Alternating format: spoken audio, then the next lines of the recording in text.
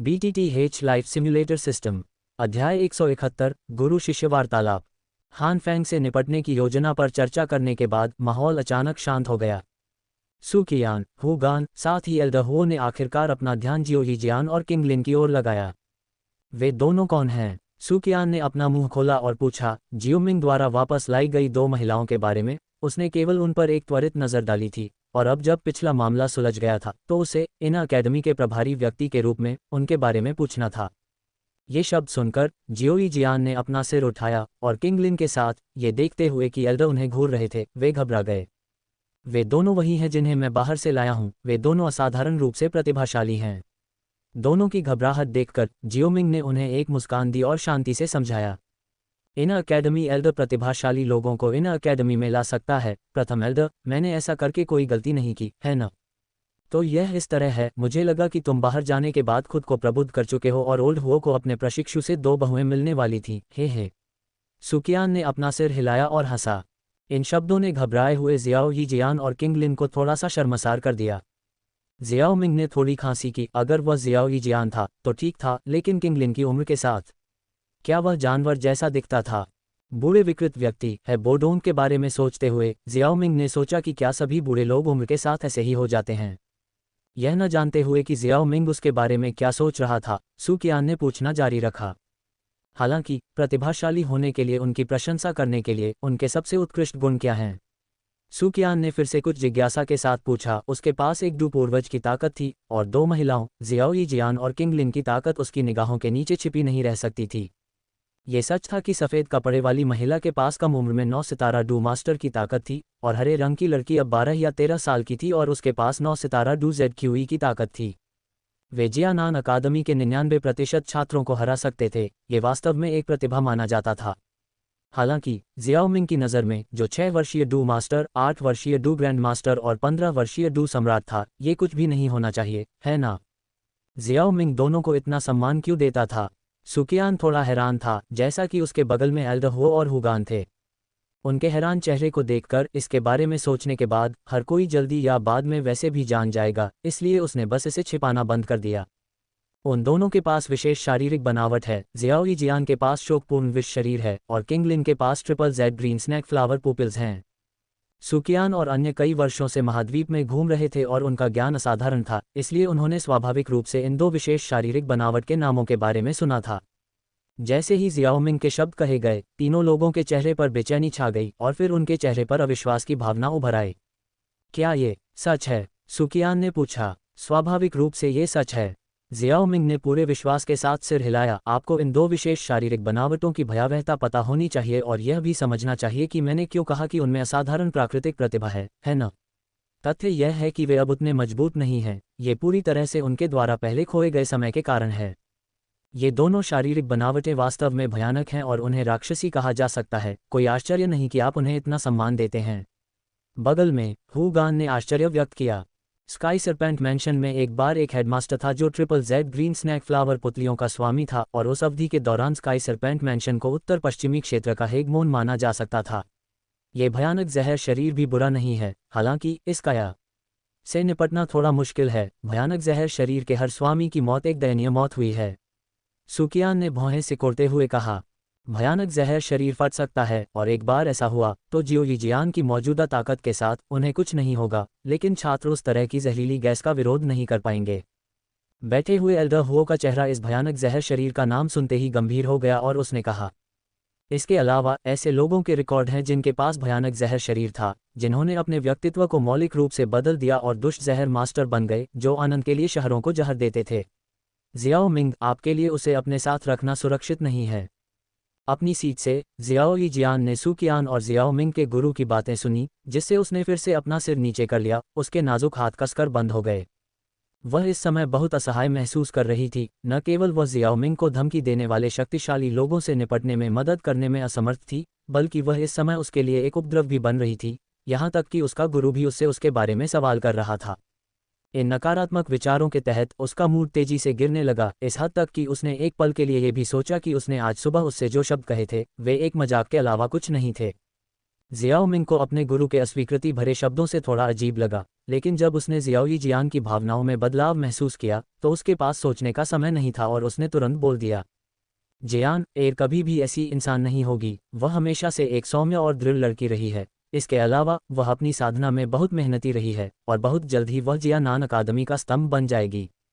उसका भयानक जहर शरीर पहले से ही मेरे द्वारा नियंत्रित किया जा चुका है, ये फिलहाल नहीं फटेगा और मेरे पास पहले से ही इसका पूरा समाधान है।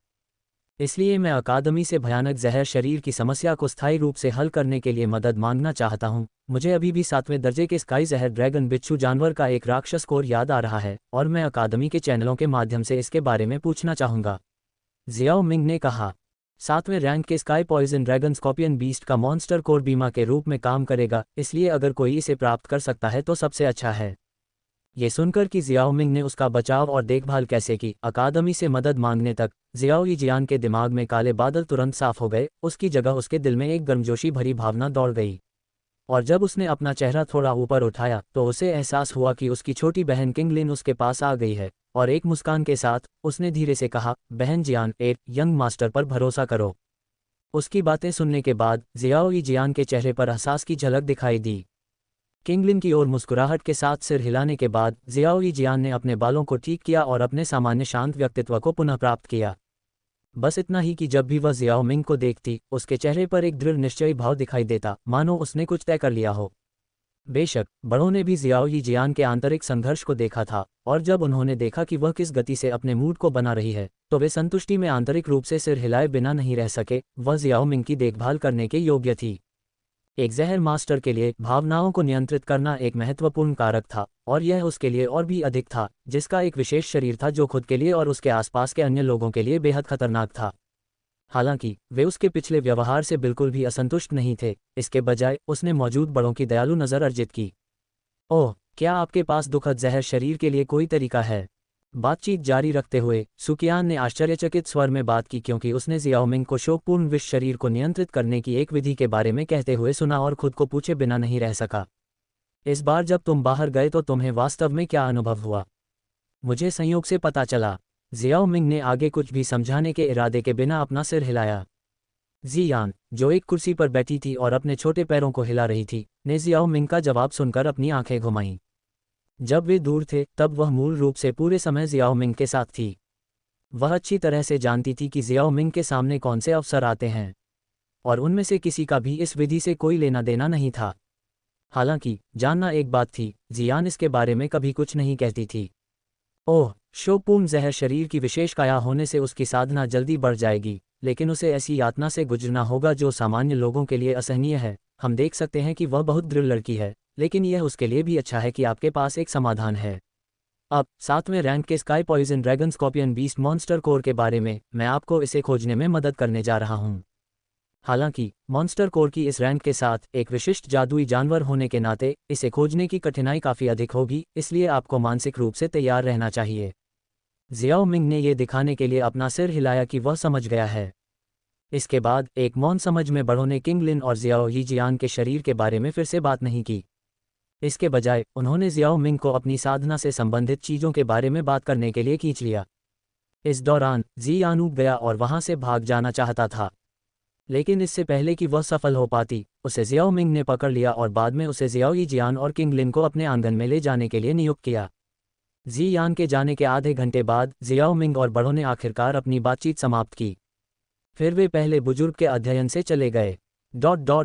वे दोनों, जियाओ मिंग और एल्डरहो, शांत रास्ते पर चले गए। उनमें से कोई भी नहीं बोला और बस एक पल के लिए मौन का आनंद लिया। थोड़ी देर बाद एल्डरहो अपने शिष्य की ओर देखने के लिए मुड़े और उसके बूढ़े चेहरे पर मुस्कान आ गई। इस बार तुम्हें 2 अच्छी महिलाएं मिली हैं। जियाओ मिंग ने उसकी ओर देखा, कुछ हैरान लेकिन सहमति में जवाब दिया। बेशक मास्टर को अब तक पता चल गया होगा कि उन दोनों में मुझसे ज़्यादा प्रतिभा है। एल्डरहो ने अपना सिर हिलाया और कहा, बेटा, मैं उनकी प्रतिभा के बारे में बात नहीं कर रहा हूँ, मैं उनके चरित्र के बारे में बात कर रहा हूँ। विशेष शिष्यों वाली लड़की, भले ही वह बहुत घबराई हुई थी, उसने कभी आप पर शक नहीं किया और आपकी व्यवस्थाओं पर पूरी तरह भरोसा किया। और लड़की के बारे में, जियाओ यीजियान है न? एल्डरहो ने विराम लिया, क्योंकि उनका स्वर कुछ हद तक भावुक हो गया था। वह वास्तव में आपकी परवाह करती है। बच्चे, हम सभी उस क्षण से उसकी शक्तिहीनता देख सकते थे जब हमने उन शक्तिशाली लोगों के विषय को उठाया था जो आप पर हमला करेंगे। क्या आपको लगता है कि जब आप बाहर जाएंगे तो आपके मास्टर को इस बात की चिंता नहीं होगी कि आप किसी महत्वाकांक्षी महिला द्वारा बहकाए जाएंगे? इस कारण से हमने उन्हें अभी पूरी बातचीत सुनने दी। इसलिए मैं उस पर थोड़ा सख्त था। मैं उसके चरित्र का मूल्यांकन करना चाहता था। आखिरकार ये सच है कि उसका शरीर खतरनाक है। हालांकि यह संभव है कि इसके बाद वह अब आपके गुरु से नफरत कर सकती है। वह ऐसी कोई नहीं है, गुरु। जियाओ मिंग को एहसास हुआ और आखिरकार उसने अपने गुरु के असामान्य व्यवहार को समझ लिया। इसी तरह यह संभव था कि सभी बुजुर्गों के विचार समान हों। उन दोनों ने अच्छा किया। क्या आपने ओल्ड हु का चेहरा नहीं देखा? वह अपनी पोती के बारे में गंभीर रूप से चिंतित लग रहा था। हे। जियो मिंग ने अपने गुरु के विश्लेषण को ध्यान से सुना जब तक कि अंतिम भाग ने उसके माथे पर काली रेखाएं नहीं दिखाई दी। गुरु, आप कब से इतने चिढ़ाने वाले हो गए? जियो मिंग ने अवाक होकर कहा। हे, बेशक मुझे खुशी है कि आपने जियान और हु जिया लड़की सहित अच्छे दोस्त बनाए हैं, लेकिन मुझे उम्मीद है कि आप उन्हें निराश नहीं करेंगे, या मुझे आपको एक कोमल सबक सिखाना होगा। एल्डर हो ने एक मुस्कान के साथ कहा जो मुस्कान नहीं थी। ये जानते हुए भी कि उनके गुरु मजाक कर रहे थे, जियो मिंग ने अचानक आज सुबह के दृश्य को याद किया और गंभीरता से जवाब दिया। मैं नहीं करूंगा, गुरु। ... कुछ समय बाद जियो मिंग ने एल्डर हो के वृद्ध चेहरे को देखा और कहा, गुरु, आप लंबे समय से एल्केमिस्ट के 5वें स्तर पर अटके हुए हैं, है ना? हाँ, वास्तव में। जियो मिंग का सवाल सुनकर एल्डर हो थोड़ा स्तब्ध रह गए और फिर जवाब दिया, समय की गिनती करते हुए मैं लगभग 20 वर्षों से फंसा हुआ हूँ। एल्डर हो और फामा बहुत समान थे, एक ही डू सम्राट शक्ति, एक ही 5वीं श्रेणी के शिखर कीमियागर। उनके कीमियागर कौशल में उन दोनों का संचय पर्याप्त होना चाहिए था, लेकिन वे बस 6ठे स्तर पर नहीं जा सकते थे। अगर उनका मार्गदर्शन करने वाला कोई होता तो वे इस बाधा को पार कर सकते थे। लेकिन जियानान अकादमी का कीमिया विभाग वैसा ही था जैसा याओ लाओ ने कहा था। विरासत तो थी, लेकिन ये बहुत ज्यादा नहीं थी, और अगर पूरे महाद्वीप को देखा जाए तो जियानान अकादमी का कीमिया विभाग मजबूत नहीं था। तुम अचानक इस विषय को क्यों उठा रहे हो? एल्डर हो की हिचकिचाहट पर जियाओ मिंग रहस्यमय ढंग से मुस्कुराया। इसके बाद उसने अपने स्टार रिंग से जेड पॉट में रखा एक पौधा निकाला। जब पौधा दिखाई दिया तो एक हल्की मन को सुकून देने वाली खुशबू तुरंत उन दोनों के आसपास के क्षेत्र में भर गई। सुगंध को सूंघते हुए एल्डर हो की नज़र तुरंत जियाओ मिंग के हाथ में पौधे पर रुक गई।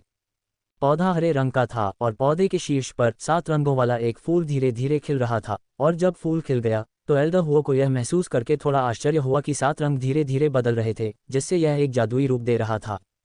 ये है 7 ब्रह्महरी आत्मा लार। हे, मास्टर होने के योग्य, आपने एक नज़र में इस औषधीय पदार्थ को पहचान लिया। बच्चा, क्या तुम पहले ही भूल गए हो कि तुम्हें कीमिया की कला किसने सिखाए? एल्डर हो ने अवाक होकर कहा। 7 ब्रह्महरी आत्मा लार अविश्वसनीय रूप से कीमती है। जहां क्या तुमने इसे कहां से प्राप्त किया? ये दूसरों द्वारा मुझे दिया गया इनाम है जब मैंने उनकी बीमारियों को ठीक करने में मदद की। जियाओ मिंग मुस्कुराया और एल्डर हो को 7 ब्रह्महरी आत्मा लार सौंप दी। यह अब मेरे लिए बहुत उपयोगी नहीं है। इस 7 ब्रह्महरी आत्मा लार को भंडारण रिंग में संग्रहित किया जा सकता है, लेकिन मुझे इसे दिन में कम से कम 1 घंटे धूप में रखना होगा, अन्यथा यह अपने आप मुरझा जाएगी, जो एक उपद्रव है, इसलिए आपके लिए इसका उपयोग करना बेहतर है, मास्टर। लड़का, एल्डर हो ने हल्के से आह भरी। क्या 7 ब्रह्महरी आत्मा लार वास्तव में जियाओ मिंग के लिए बेकार थी? यह नहीं था। वास्तव में यह अभी भी उसके लिए उपयोगी था, हालांकि यह जियाओ मिंग की आत्मा को, जो पहले से ही नश्वर क्षेत्र की पूर्णता पर थी, आगे बढ़ने की अनुमति नहीं दे सकता था। 7 ब्रह्महरी आत्मा लार में आत्मा को बहाल करने का प्रभाव भी था। ये कैसे परेशानी वाली बात हो सकती है? जैसा कि जियाओ मिंग ने कहा था, वह स्पष्ट रूप से केवल इस डर से ऐसा कह रहा था कि वह इसे अस्वीकार कर देंगे। एक पल के लिए एल्डर हो को राहत मिली कि इस शिष्य को व्यर्थ में स्वीकार नहीं किया गया था। मास्टर, इसे जल्दी से स्वीकार करें। उद्धरण चिन्ह ... ठीक है। जियो मिंग के आग्रह के तहत एल्डर हो ने अभी भी 7 ब्रह्महरी आत्मा लार को स्वीकार कर लिया। सबसे पहले उसे वास्तव में इस औषधीय जड़ी बूटी की आवश्यकता थी। इस औषधीय जड़ी बूटी के साथ उसकी आत्मा की शक्ति बढ़ने वाली थी और वह जल्द ही 6ठे स्तर के कीमियागर को तोड़ने में सक्षम हो जाएगा। दूसरे, यह उसके शिष्य का इरादा था और वास्तव में इसे अस्वीकार करने की कोई आवश्यकता नहीं थी। जैसे ही उसने अपने गुरु को अपने भंडारण अंगूठी में दिए गए 7 ब्रह्महरी आत्मा लार को दूर करते देखा, जियो मिंग ने अपनी भंडारण अंगूठी से जेड की एक और बोतल निकाली। वह क्या है? एल्डर हो ने जियो मिंग के हाथ में जेड की बोतल को देखा, जिसमें सूक्ष्म उतार चढ़ाव, साथ ही एक हल्की सुगंध थी और स्पष्ट रूप से एक उच्च स्तरीय गोली थी, और कुछ हद तक हैरान था। यह एक जोंग ब्रेकिंग पिल है। जियाओ मिंग मुस्कुराया, क्या मास्टर सफल नहीं हो पाए? इस अतिरिक्त जोंग ब्रेकिंग पिल के साथ हान फैंग मामले को सुलझाने के बाद मास्टर फिर से सफल होने की कोशिश कर सकते हैं। जोंग ब्रेकिंग पिल्स को परिष्कृत करना मुश्किल है और जड़ी बूटियां ढूंढना मुश्किल है। आपको इतनी सारी जोंग ब्रेकिंग पिल्स कहाँ से मिलीं? एल्डर हो ने तुरंत गोली नहीं ली। इस बार जब मैं परिवार में वापस आया तो मैंने जियामा इंपीरियल परिवार को इस जोंग ब्रेकिंग पिल को परिष्कृत करने में मदद की और मेरे पास बहुत सारी अतिरिक्त औषधीय सामग्री बची हुई थी। मेरे पास अभी भी इस एक के अलावा एक और है। अगली बार अगर आप असफल होते रहे तो मैं इसे आपको दे दूंगा, इसलिए इसे जल्दी से स्वीकार करें। जियाओ मिंग ने आग्रह किया। जब एल्डर हो ने यह सुना तो उसके मुंह का कोना फड़क उठा। जियाओ मिंग के अमीर आदमी के रवैये को देखकर उसे लगा कि अब जियाओ मिंग ही उसे चिढ़ा रहा था। जोंग ब्रेकिंग पिल जैसी प्रभावकारिता वाली छठी श्रेणी की शीर्ष गोली का कोई निश्चित बाजार मूल्य नहीं था और उनमें से प्रत्येक को आसमान छूती कीमत पर नीलाम किया जा सकता था। विशेष रूप से शीर्ष शक्ति वाले डू सम्राट के लिए ये गोली किसी भी अन्य चीज से ज्यादा आकर्षक थी और उनके शिष्य ने वास्तव में कहा कि उनके पास ऐसी कई गोलियां थीं। यहाँ तक कि एल्डर हो, जो एक कीमियागर था, भी आश्चर्यचकित था क्योंकि यह एक साधारण छठी श्रेणी के कीमियागर की संपत्ति से कहीं ज्यादा थी। हालांकि एल्डर हो ने ज्यादा गहराई से नहीं सोचा और आश्चर्य के एक पल के बाद जियाओ मिंग के हाथ से जैद की बोतल ले ली। हे, इस गोली के साथ मैं निश्चित रूप से अगली बार डू पूर्वज को तोड़ने में सक्षम हो जाऊंगा। मुझे एक और की ज़रूरत नहीं है, क्योंकि पिछली बार जब मैंने तोड़ने की कोशिश की थी तो मैं बस तोड़ने से चूक गया था। मुझे भी विश्वास है कि यह सफलता मास्टर के लिए मुश्किल नहीं होगी। जियाओ मिंग हंसे। अब इतनी विनम्रता से बात करते हुए ऐसा नहीं लगता कि आप पहले ऐसा चाहते थे। एल्डर हो ने अपना सिर हिलाया और हंसे। चूंकि आप लंबे समय से चले गए हैं, इसलिए मेरे साथ इन अकेडमी के चारों ओर टहलने के लिए आइए और मुझे बाहर के अपने अनुभवों के बारे में बताइए। हम अध्याय 172 समय साझा करना। जब जियाओ मिंग एल्डर जोन में अपने आंगन में लौटा तो पहले से ही अंधेरा था। आंगन का दरवाज़ा खोलकर अंदर जाने के बाद जियाओ मिंग ने हॉल में किसी को नहीं देखा और इससे पहले कि वह कुछ सोच पाता कि क्या हो रहा है, उसने एक कमरे के दरवाजे के खुलने की आवाज़ सुनी और उसमें से सफ़ेद कपड़े पहने एक सुंदर आकृति बाहर आए।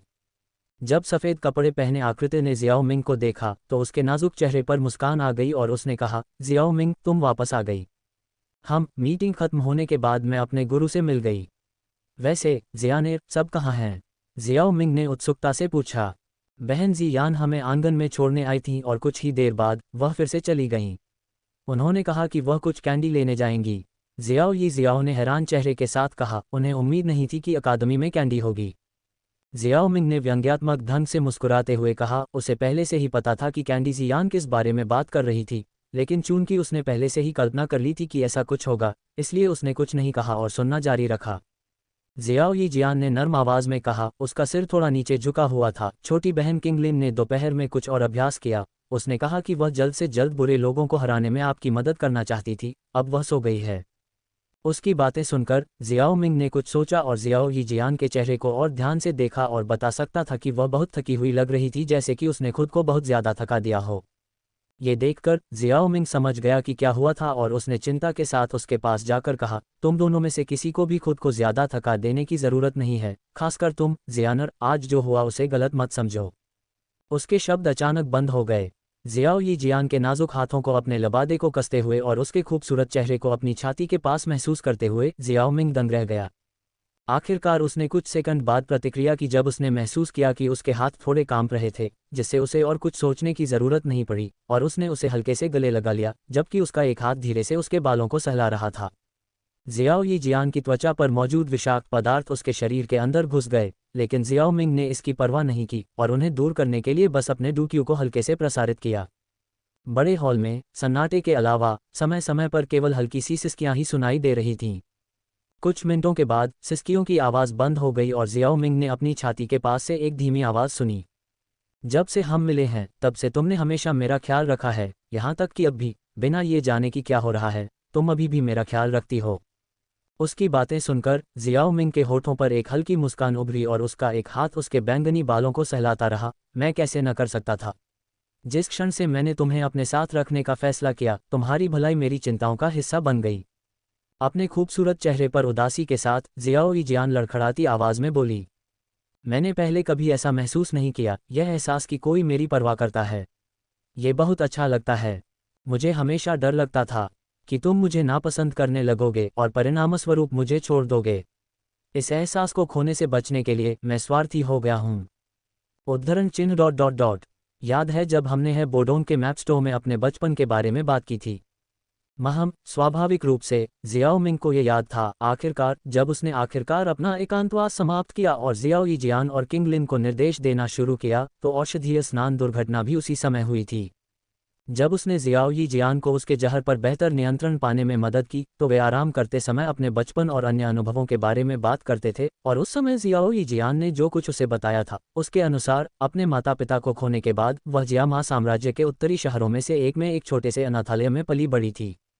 उस छोटे से अनाथालय में बच्चों की पीड़ा को देखकर उसका सपना एक कीमियागर बनने का हो गया, और यही वह समय था जब उसने दवा के बारे में सीखना शुरू किया, जब तक कि वह ज़्यादा से ज़्यादा लोगों को बचाने के लिए आखिरकार किंगशान टाउन नहीं चली गई। जियाओ मिंग याद करते हैं कि उस समय उन्हें लगा कि उनके इतिहास में कई संदिग्ध बिंदु थे। क्या उन्होंने एक छोटे से अनाथालय में दवा के बारे में सीखा था? और उसके बाद वह कैसे आज़ादी से यात्रा कर सकती थी? किसी को ये जानना था कि इस दुनिया में कोई भी दान के लिए कुछ नहीं करता है। महाद्वीप पर मौजूद अनाथालय कुछ ताकतों द्वारा बाहर से लोगों को लाने के लिए इस्तेमाल की जाने वाली एक विधि से ज़्यादा कुछ नहीं थे, मूल रूप से दास या नौकर जो बड़े होने पर उस ताकत के प्रति वफादार होंगे।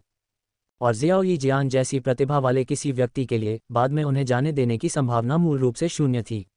लेकिन जैसा कि उसने सोचा कि हर किसी के अपने रहस्य होते हैं, उसने उस समय कोई और सवाल नहीं पूछा। अगले शब्द कहने से पहले जियाओ यीजियान ने एक गहरी सांस ली और आखिरकार बोला, सच तो यह है कि मैंने उस समय तुमसे झूठ बोला था। असल में मैं कभी अनाथालय में नहीं गया। जब से मैं अनाथ हुआ हूँ मुझे अपने साधनों से ही जीवित रहना पड़ा और किसी ने कभी मेरी परवाह नहीं की। कोई गलती न करें, मैं कभी भी एक असहाय बच्चा नहीं था। कई बार मुझे जीवित रहने के लिए चोरी करनी पड़ी। यह उन दिनों में से एक था जब मैंने एक अधेड़ उम्र के व्यक्ति को एक विशेष वस्त्र पहने हुए लोगों की भीड़ को घिरे हुए देखा। उन लोगों के चेहरे पर श्रद्धा भरी हुई थी और वह दृश्य कुछ ऐसा था जिसने उस पल से मुझ पर अपनी छाप छोड़ी। कुछ दिनों बाद मैंने औषधीय जड़ी बूटियों के बारे में एक किताब चुराई। वह पहली और आखिरी बार था जब मैंने भोजन या सोने के लिए कंबल के अलावा कुछ और चुराया था। उस किताब में मैंने सीखा कि आम जड़ी बूटियों से दवाइयाँ कैसे बनाई जाती हैं, और मेरा सपना उस आदमी की तरह एक कीमियागर बनने का हो गया। आपको लगता होगा कि मैं लोगों की मदद करने के लिए ऐसा करना चाहता था, लेकिन ऐसा नहीं था। ज़्यादातर मैं सिर्फ पहचान चाहता था। मैं चाहता था कि लोग मुझे उसी श्रद्धा की नज़र से देखें जिस नज़र से उन्होंने उस आदमी को देखा था। जियाओ मिंग ने कुछ नहीं कहा और बस ध्यान से उसकी बात सुनता रहा। औषधीय जड़ी बूटियों के बारे में थोड़ा बहुत सीखने के बाद मैंने ज़्यादा जानकारी के बदले में शहरों में कुछ छोटे डॉक्टरों की मदद करने के लिए स्वेच्छा से काम किया। उस समय तक मैं पहले से ही जानता था कि मेरी डूबी हुई विशेषता एक कीमियागर बनने की ज़रूरतों को पूरा नहीं करती है। हालांकि मैंने हार नहीं मानी और ज़रूरी जानकारी होने के बाद 16 साल की उम्र में मैं किंगशान टाउन चला गया और घायल भाड़े के सैनिकों का इलाज करने के लिए एक छोटी सी दवा की दुकान में शामिल हो गया। मुझे पता था कि जादुई जानवरों के साथ लड़ाई के कारण उस शहर में बड़ी संख्या में मौतें हुई थीं, और मुझे पता था कि उस जगह पर मैं पहचाना जा सकता हूं और हर कोई मुझे उन्हीं कृतज्ञता और श्रद्धा की नज़रों से देखेगा। इसलिए मैं वहां चला गया। मैं हमेशा से बहुत स्वार्थी रही हूं। जब तुम हमारा ख्याल रखते थे, मैं अपने बारे में चिंतित थी कि मेरे बारे में तुम्हारी धारणा कम न हो जाए, और मैं तुमसे झूठ बोलने तक चली गई। मुझे लगा कि सब कुछ ठीक हो जाएगा, लेकिन आज तुम्हें हुजिया के साथ देखकर, जिसे तुम बचपन से जानते थे, इतनी अच्छी तरह से मिल रहे हो।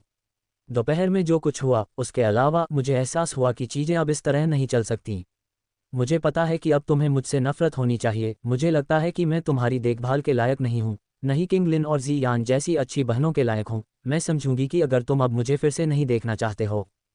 तुमने अच्छा किया, शियानर। जैसे जैसे शियाओ यी शियाओन भावुक होती गई, उसके सिर के ऊपर से एक स्पष्ट आवाज़ सुनाई दी, जिससे उसे अपनी बात रोकनी पड़ी। जैसे ही वह ऊपर देखने के लिए मुड़ी, उसने देखा कि शियाओ मिंग उसे एक सौम्य मुस्कान और चेहरे पर एक देखभाल भरी नज़र के साथ देख रहा था। तुमने जो कुछ भी किया वह गलत नहीं था। तुमने जीवित रहने का एक तरीका खोजा और इसीलिए तुम यहाँ हो। ये भी गलत नहीं है कि तुमने दूसरे लोगों से स्वीकृति मांगी। कोई भी अपने दिल की अच्छाई से कुछ नहीं करता। हम सभी में समय समय पर स्वार्थी इच्छाएं होती हैं। तुम्हें ये भी पता होना चाहिए कि जब मैंने तुम्हें और किंग लिन को अपने साथ लिया था, तो मेरे इरादे निस्वार्थ नहीं थे। शियाओ मिंग ने धीरे से कहा, जैसे ही उसने शियाओ यी शियाओन के गालों पर छोटे छोटे क्रिस्टलीय बूंदों को पोंछने के लिए अपना हाथ आगे बढ़ाया। अब तुम्हें उन चीज़ों पर शर्म आ रही है जो तुमने अतीत में जीवित रहने के लिए की थी। क्या यह नहीं दिखाता कि तुम हमेशा एक सौम्य लड़की रही हो? अगर एक बात है जिस पर मैं यकीन कर सकता हूँ, तो वो ये है कि तुम्हें लोगों की मदद करना वाकई पसंद है, वरना उस समय मैंने तुम्हारी जो मुस्कान देखी थी वो इतनी सच्ची नहीं होती। जियाओ मिंग ने कहा जब उसे किंगशान टाउन में घायल भाड़े के सैनिकों की देखभाल करते समय जियाओ जियान की मार्मिक मुस्कान याद आई। जियान तुम्हें अपने अतीत पर शर्मिंदा होने की ज़रूरत नहीं है, उन सभी अनुभवों की बदौलत ही तुम आज जहाँ हो वहाँ हो, वरना तुम्हें क्या लगता है कि अगर तुम उस छोटी सी दवा की दुकान में कभी नहीं गई होती तो मैं तुम्हें कैसे ढूंढ पाता? क्या तुम्हें अभी भी याद है कि हम कैसे मिले थे? जब वे पहली बार मिले थे तो उसने उसे चाकू मारने की कोशिश की थी और खुद बेहोश हो गई थी। जियाओ जियान गुस्से से लाल हो गई। हे, क्या तुम्हें नहीं लगता था कि मैं तब एक विकृत व्यक्ति था?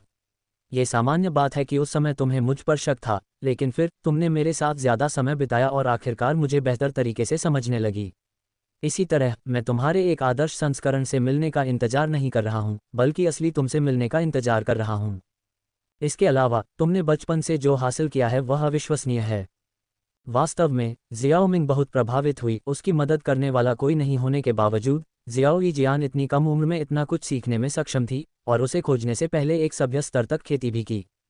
अपने सबसे प्यारे व्यक्ति से ये शब्द सुनकर जियाओ जियान के दिल से एक बड़ा पत्थर आखिरकार निकल गया। रात की ठंड के बावजूद उसके शरीर को अंदर से गर्मी महसूस हुई और वह खुद को आगे बढ़ने और उसे कसकर गले लगाने से नहीं रोक सकी। सिर उठाकर उसने देखा कि उसकी आंखें उसे गर्मजोशी से देख रही हैं, जिससे उसका दिल तेजी से धड़कने लगा, लेकिन उसने अपनी नज़रें नहीं हटाईं। जियाओ जियान की बेहद मार्मिक नज़र देखकर जियाओ मिंग भी नज़रें नहीं हटा सका। बड़े अंधेरे हॉल में सिर्फ दो परछाइयां अनिश्चित समय के लिए गले मिलती हुई दिखाई दे रही थीं। आधी रात के करीब था जब अचानक एक सफ़ेद आकृति आंगन के हॉल में दिखाई दी। हे, इस बार मुझे बहुत सारी औषधीय जड़ी बूटियां मिली हैं। मैं कल जियाओ मिंग से कहूंगी कि वे उन्हें मेरे लिए स्वादिष्ट कैंडी में बदल दें। पिगटेल वाली आकृति कल खाने वाली स्वादिष्ट कैंडी के बारे में सोचते हुए लार टपका रही थी। और तुम मुझे अभी क्यों नहीं बताती? अचानक उसने अपनी पीठ पर एक आवाज़ सुनी। जियाओ मी। पिगटेल वाली आकृति ने आवाज़ पहचान ली और उसका नाम चिल्लाते हुए वह मुड़ी और उस व्यक्ति की बाहों में कूदने वाली थी। लेकिन इससे पहले कि वह अपनी बात पूरी कर पाती, उस व्यक्ति ने अपना हाथ बढ़ाया और उसके छोटे से मुंह को ढक दिया।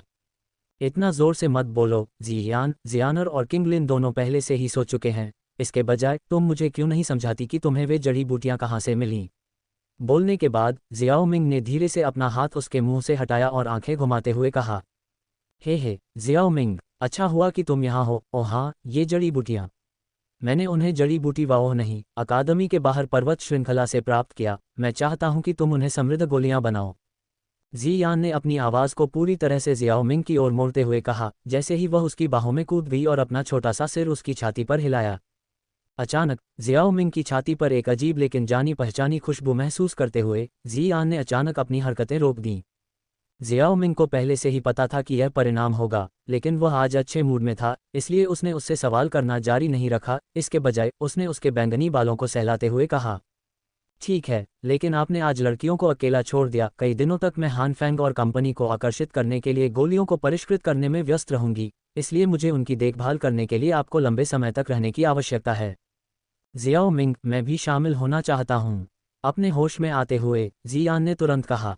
दोपहर की बैठक के दौरान वह जानती थी कि हान फेंग और उसके समूह के खिलाफ लड़ाई में बड़ों को उसे ध्यान में रखने की कोशिश करना बेकार होगा, इसलिए उसने इस पल का इंतजार किया जब वह जियाओ मिंग के साथ अकेली थी, उससे कहने के लिए, तुम नहीं जाओगे, ये तुम्हारे लिए खतरनाक हो सकता है। और प्रथम एल्दसू भी सहमत नहीं होंगे।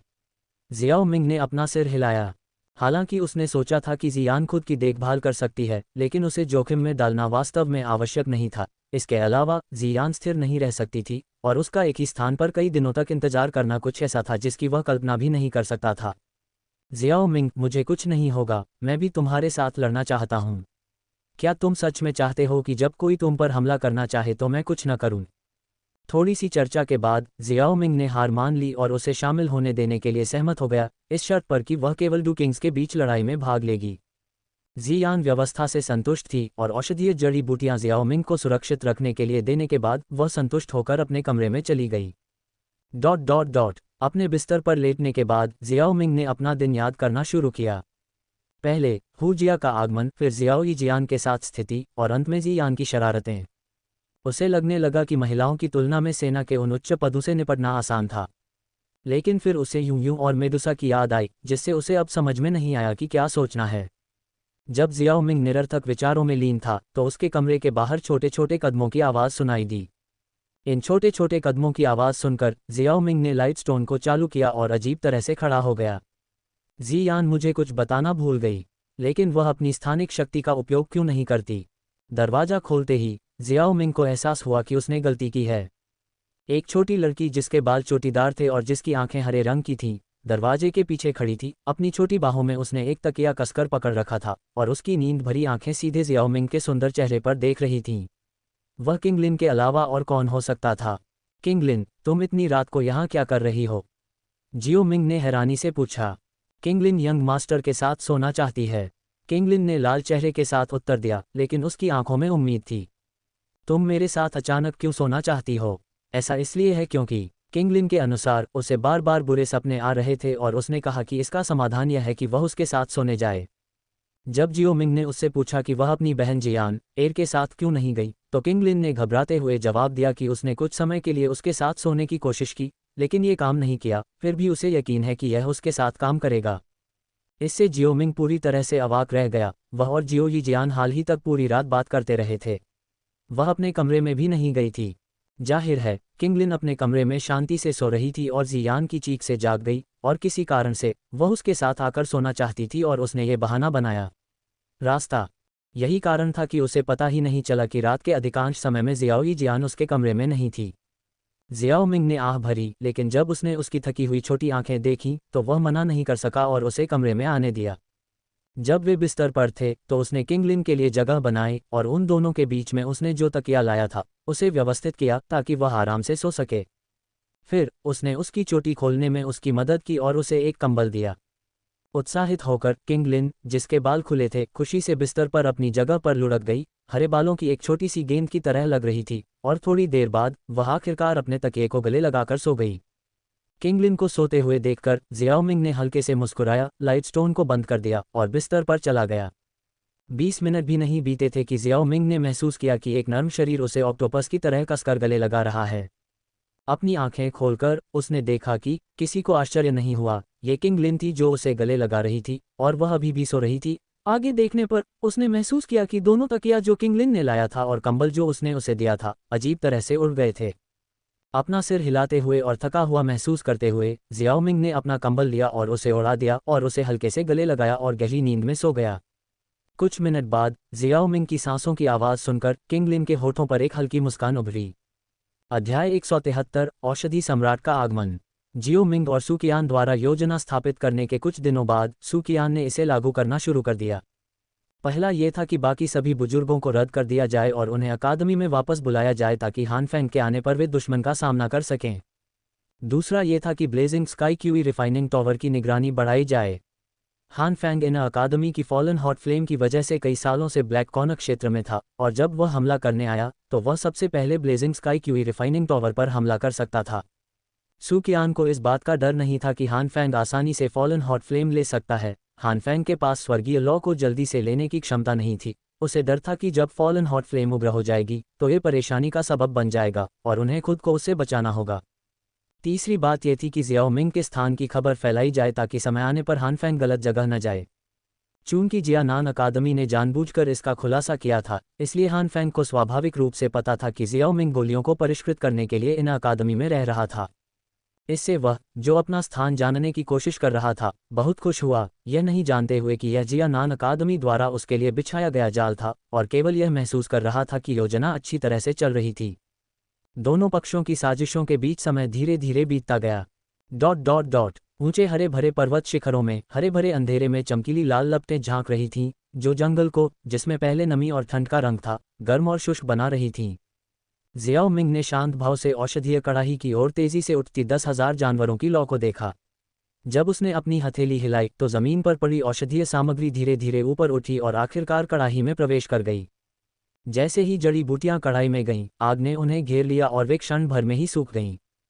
जैसे जैसे वे मुरझाते गए, पानी की छोटी छोटी बूंदें उनकी सतह से रिसती गईं और उस पर फिसलती गईं, आग की लपटों के ऊपर मंडराती रहीं, लगातार ऊपर नीचे होती रहीं। जब तक जड़ी बूटियां पूरी तरह से मुरझाए हुए भूरे रंग में बदल गईं, तब तक उनमें मौजूद शुद्ध औषधीय शक्ति पहले ही आग की लपटों द्वारा बाहर निकाल दी गई थी, इसलिए उनके शरीर पूरी तरह से बेकार मलबे के ढेर में बदल गए।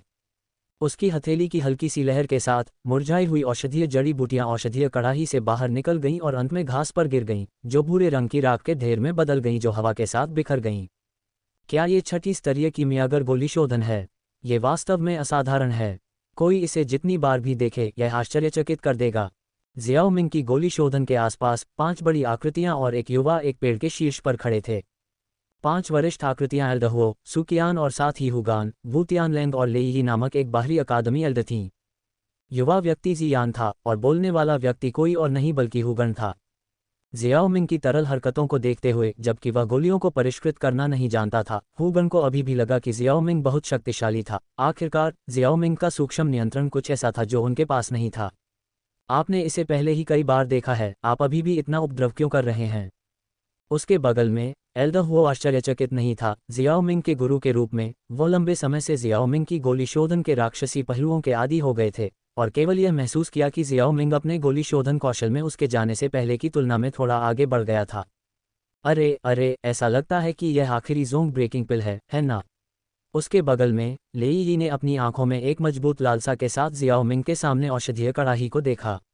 जियानान अकादमी से जो खबर फैली थी कि जियाओ मिंग गोलियां परिष्कृत कर रहा था, वह वास्तव में अफवाह नहीं थी। जियाओ मिंग वास्तव में गोलियां परिष्कृत कर रहा था, मुख्य रूप से जोंग ब्रेकिंग पिल के साथ साथ फाइटिंग स्पिरिट पिल को परिष्कृत करना और औषधीय सामग्री सभी जियानान अकादमी और एल्डर्स द्वारा प्रदान की गई थी। अब तक जियाओ मिंग ने 5 फाइटिंग स्पिरिट पिल्स और 3 जोंग ब्रेकिंग पिल्स को सफलतापूर्वक परिष्कृत किया था। फाइटिंग स्पिरिट पिल डुकिंग एल्डर्स के लिए थी।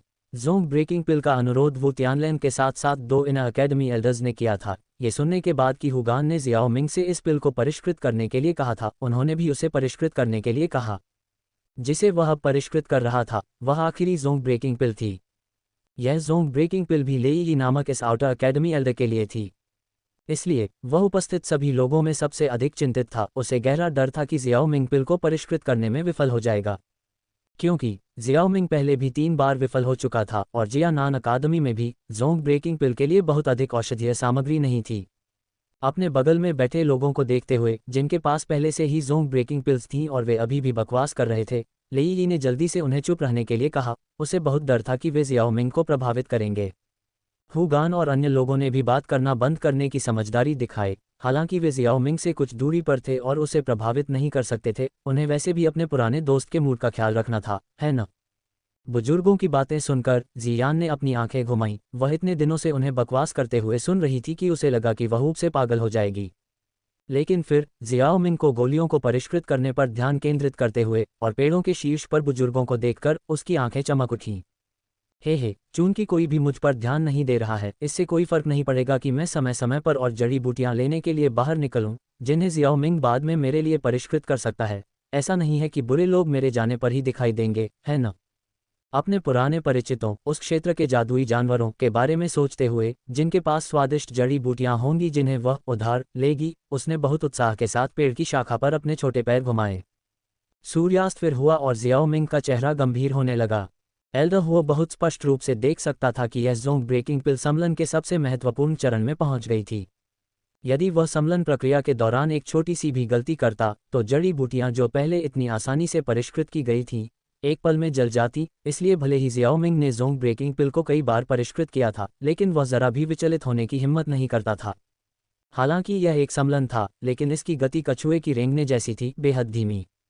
सम्लन के 2 पूरे दिनों के बाद आखिरकार औषधीय कड़ाही में धीरे धीरे एक हल्की सफ़ेद गोली बन गई।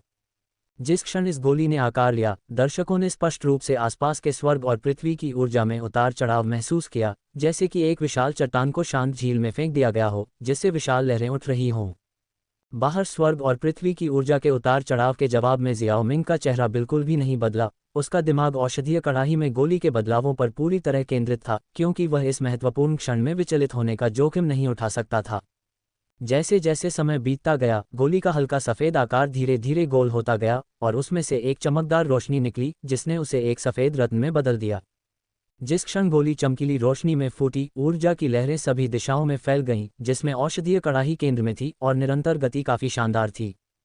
चूंकि उन्होंने ये दृश्य एक से अधिक बार देखा था, एल्डहुओ और अन्य बहुत शांत थे।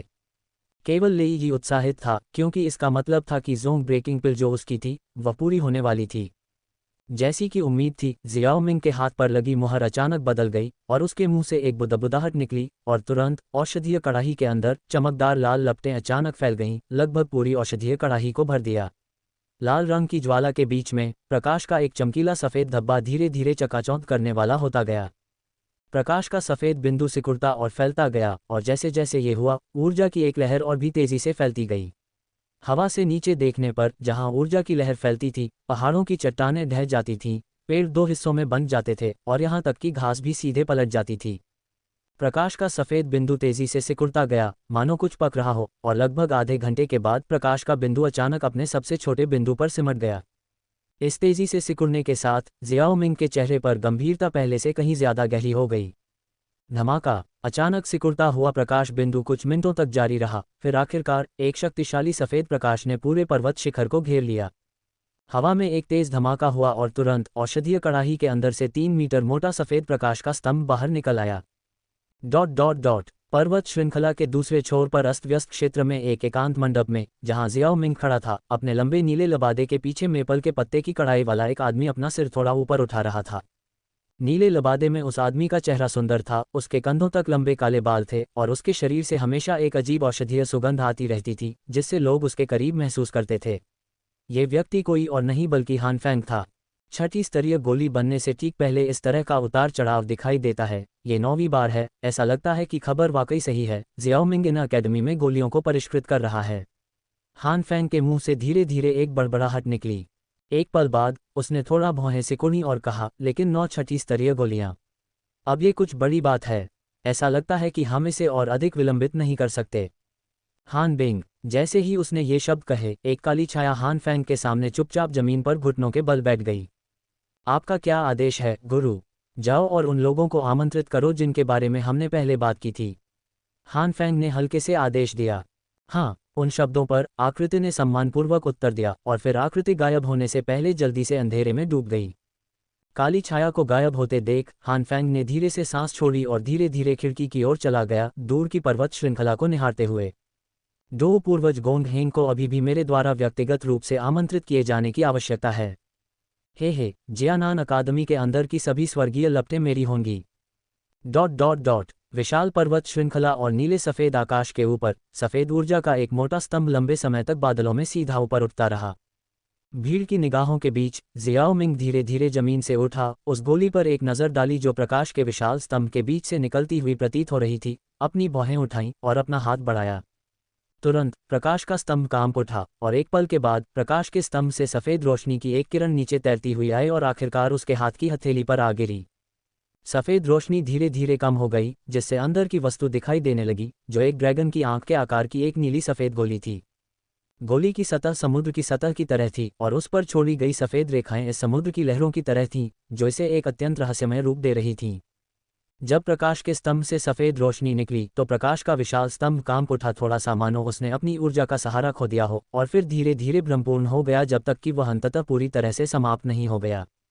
ये हो गया। उसके बगल में लेई यी, जो इस दृश्य को देखने के लिए उत्सुक था, मुस्कुराए बिना नहीं रह सका, और एक फ्लैश के साथ उसका व्यक्ति तुरंत जियाओ मिंग के बगल में दिखाई दिया, जियाओ मिंग के हाथ में लटकी हुई सफ़ेद गोली को उत्साह से देखते हुए, और कहा, जियाओ मिंग, यह ज़ोंग ब्रेकिंग पिल। यह ज़ोंग ब्रेकिंग पिल एल्डर लेई के लिए परिष्कृत की गई थी, इसलिए स्वाभाविक रूप से यह एल्डर लेई की है। आगे बढ़ो। ज़ोंग ब्रेकिंग पिल की सतह का निरीक्षण करने और इसमें कुछ भी गलत न पाए जाने के बाद जियाओ मिंग मुस्कुराया और उसे सौंप दिया। लेई यी ने एक बड़ी मुस्कान पहनी और जियाओ मिंग की हथेली में लटकी हुई गोली लेने के लिए आगे बढ़ा, लेकिन जैसे ही उसकी हथेली उसके चारों ओर बंद हुई, ज़ोंग ब्रेकिंग पिल एक सफ़ेद रोशनी में बदल गई और बाहर निकल गई। एक शिखर दू सम्राट अस्तित्व के रूप में लेई यी स्वाभाविक रूप से इसे भागने नहीं देगा, और उसकी हथेली बेपरवाही से लहराती हुई प्रतीत हुई, और अगले ही पल ज़ोंग ब्रेकिंग पिल उस पर दिखाई दी। हाँ, ये 6ठी स्तरीय शिखर गोलियां वास्तव में असाधारण हैं, वे आध्यात्मिकता से भरी हैं। उत्साह की सांस लेते हुए लेई यी ने गोली को जेड की बोतल में डाल दिया, जिसे उसने पहले से ही तैयार कर रखा था, और उसे अपने स्टोरेज रिंग में रख दिया। जब लेई यी ने सामान रखा तो जियोमिंग ने अपने हाथ की एक लहर से औषधीय कड़ाही को अपने स्टोरेज रिंग में डाल दिया। सुकियान और अन्य लोग भी लेई यी के साथ आ गए थे।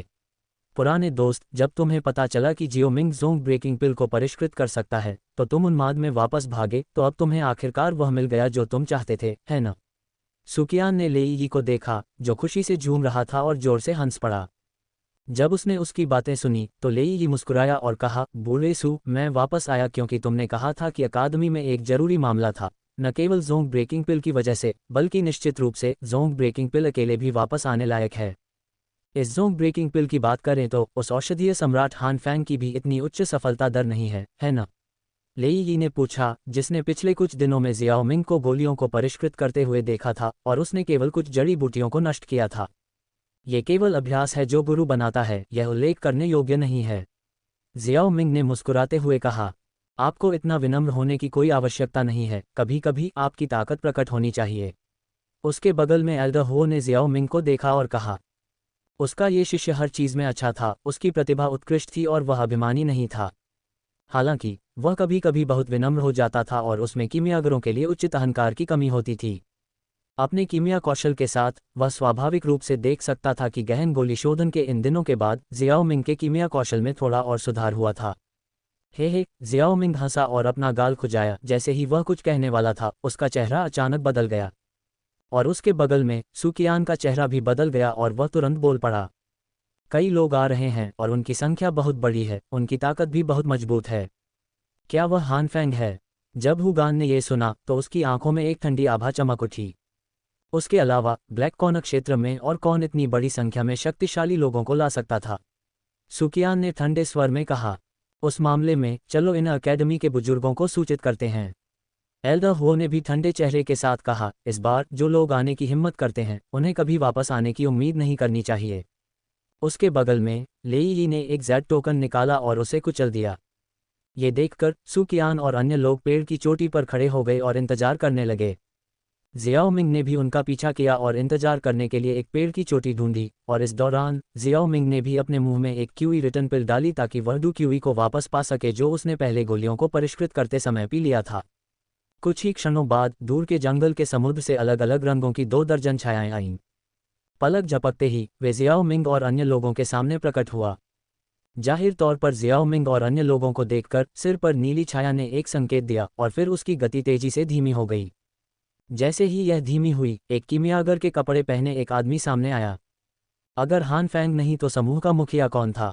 हान फैंग के रुकने के साथ उसके पीछे चल रहे लोगों का बड़ा समूह भी आगे बढ़ना बंद कर दिया और आकाश में तैरने लगा, और तुरंत इस जंगल के ऊपर आकाश में एक खूनी आभा छा गई। हे प्रथम एल्डर सुकियान, मैंने आपको लंबे समय से नहीं देखा है, आप कैसे हैं? हान फैंग ने ठहाका लगाया, लेकिन जब उसने नीचे सुकियान और आसपास के बुजुर्गों को देखा तो उसकी भौहें सिकुड़ गईं। अरे, यहाँ क्या चल रहा था? ये बूढ़े यहाँ क्यों इकट्ठे हुए थे? ये परेशानी भरा होने वाला है।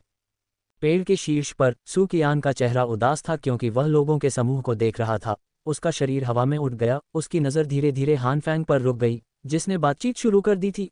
उसकी आंखें धीरे धीरे सिकुड़ गईं क्योंकि उसने व्यंग्य किया, मैं सोच रहा था कि किसने मेरी जियानान अकादमी में आने और इधर उधर घूमने की हिम्मत की। पता चला कि यह हान फैंग है, ब्लैक कॉर्नर क्षेत्र का मेडिसिन सम्राट।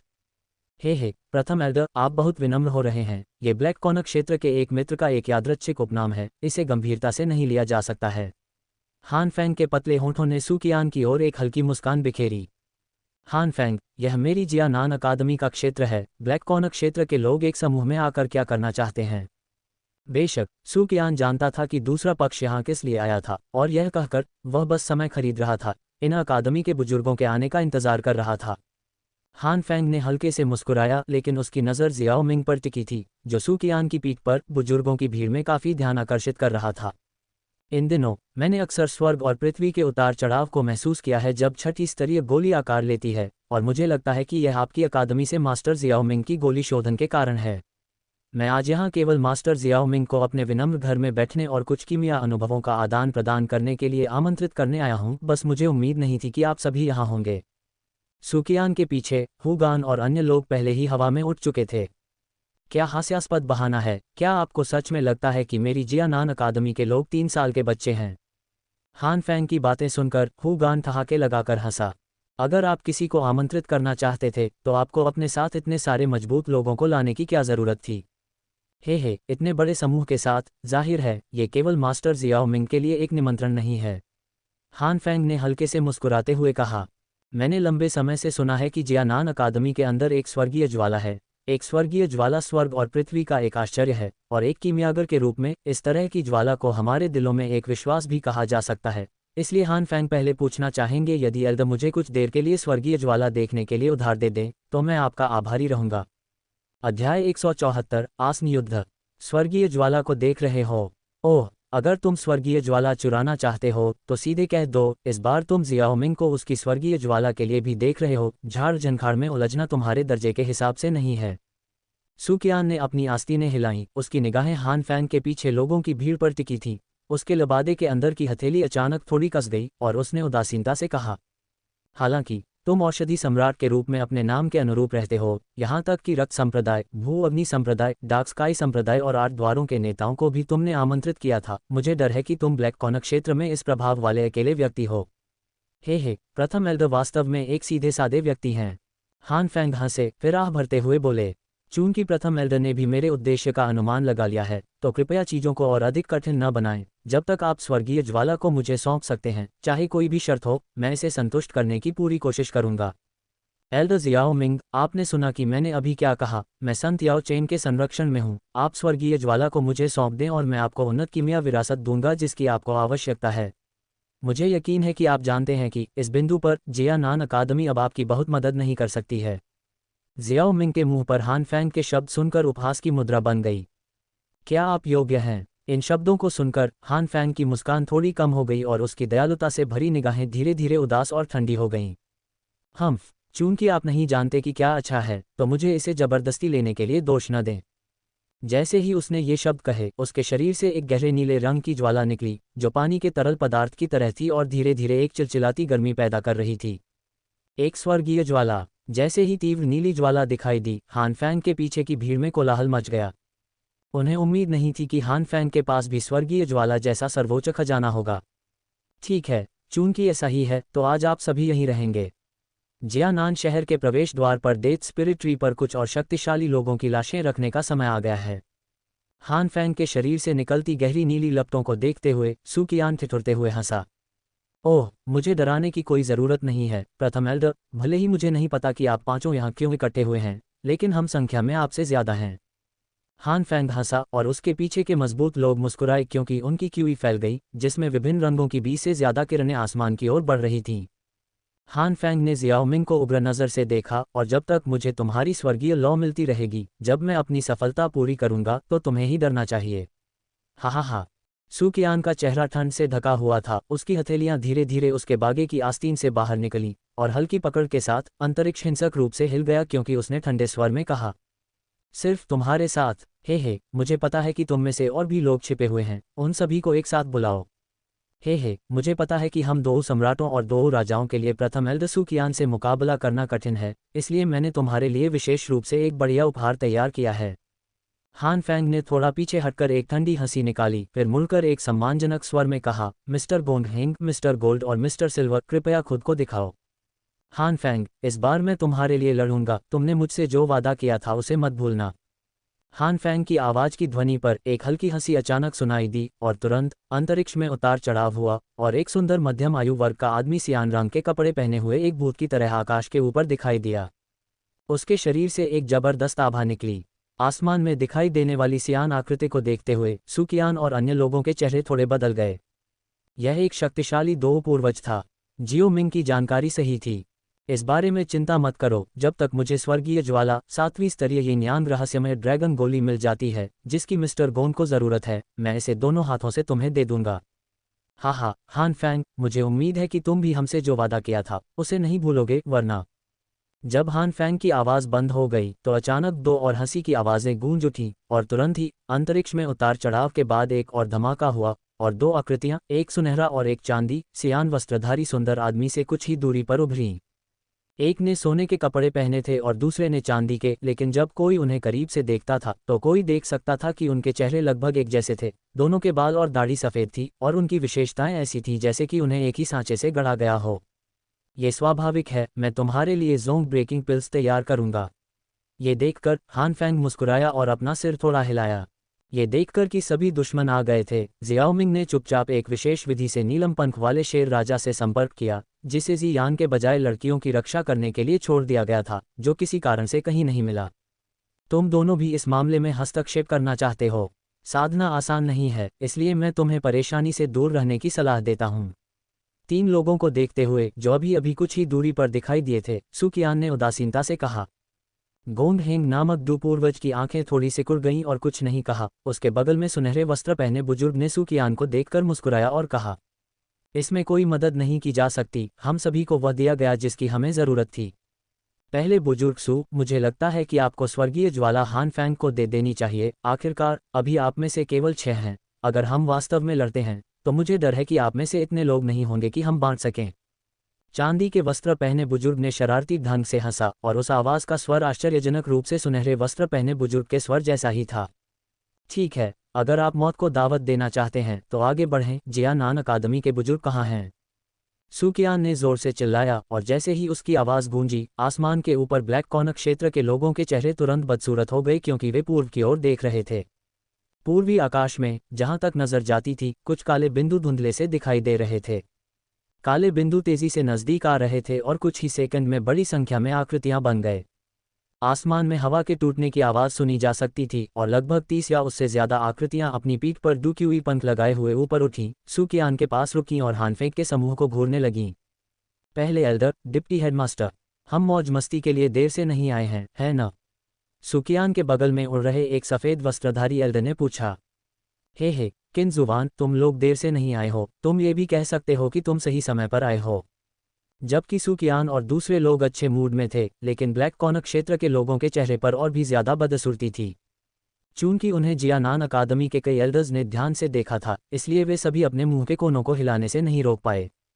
अरे, दूसरे पक्ष ने इतनी जल्दी प्रतिक्रिया क्यों की? ऐसा लगता है जैसे उन्हें इसकी उम्मीद थी। ये सामान्य नहीं है, यह एक समस्या है। दूसरी तरफ लगभग 40 लोग हैं, हम में से केवल 20 ही हैं, वे हमसे बहुत ज्यादा हैं। लानत है, हान फैंग ने हमें नहीं बताया कि हम इतने सारे मजबूत लोगों के खिलाफ लड़ेंगे।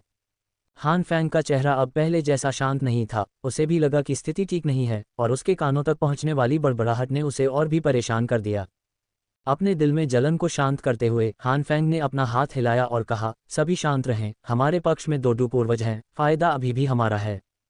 इन शब्दों के साथ ब्लैक कॉनक क्षेत्र के लोगों को भी लगा कि यह समझ में आता है और धीरे धीरे शांत हो गए।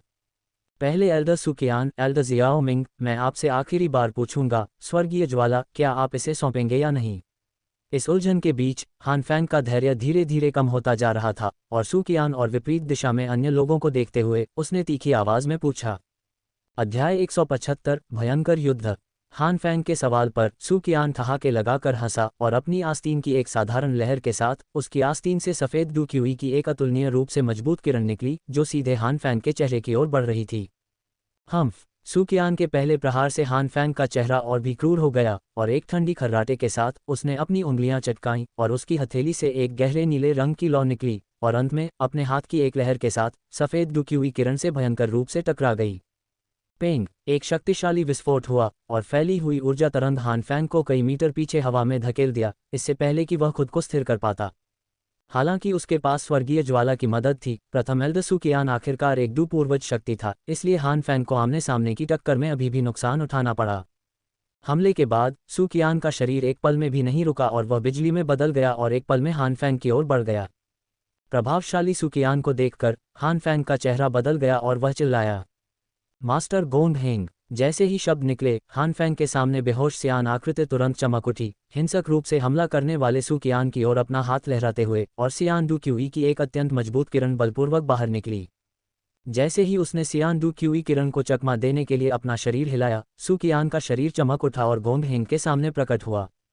तुरंत दोनों पक्षों ने हरकतें की और टकराव से हवा से फटी आवाज गड़गड़ाहट की तरह चमकदार बाद की छवियों के बीच लगातार सुनाई दे रही थी। सू कियान को गोंग हेंग से उलझा हुआ देखकर हान फैंग का चेहरा शांत हो गया और उसकी नज़र जियाओ मिंग और अन्य लोगों पर चली गई और अपने हाथ के इशारे से उसने अपना सिर घुमाया और अपने पीछे लोगों के बड़े समूह को देखकर मुस्कुराया। मैं आप सभी को इन बुजुर्गों का सामना करने के लिए परेशान करूंगा, मैं जियाओ मिंग का ख्याल रखूंगा।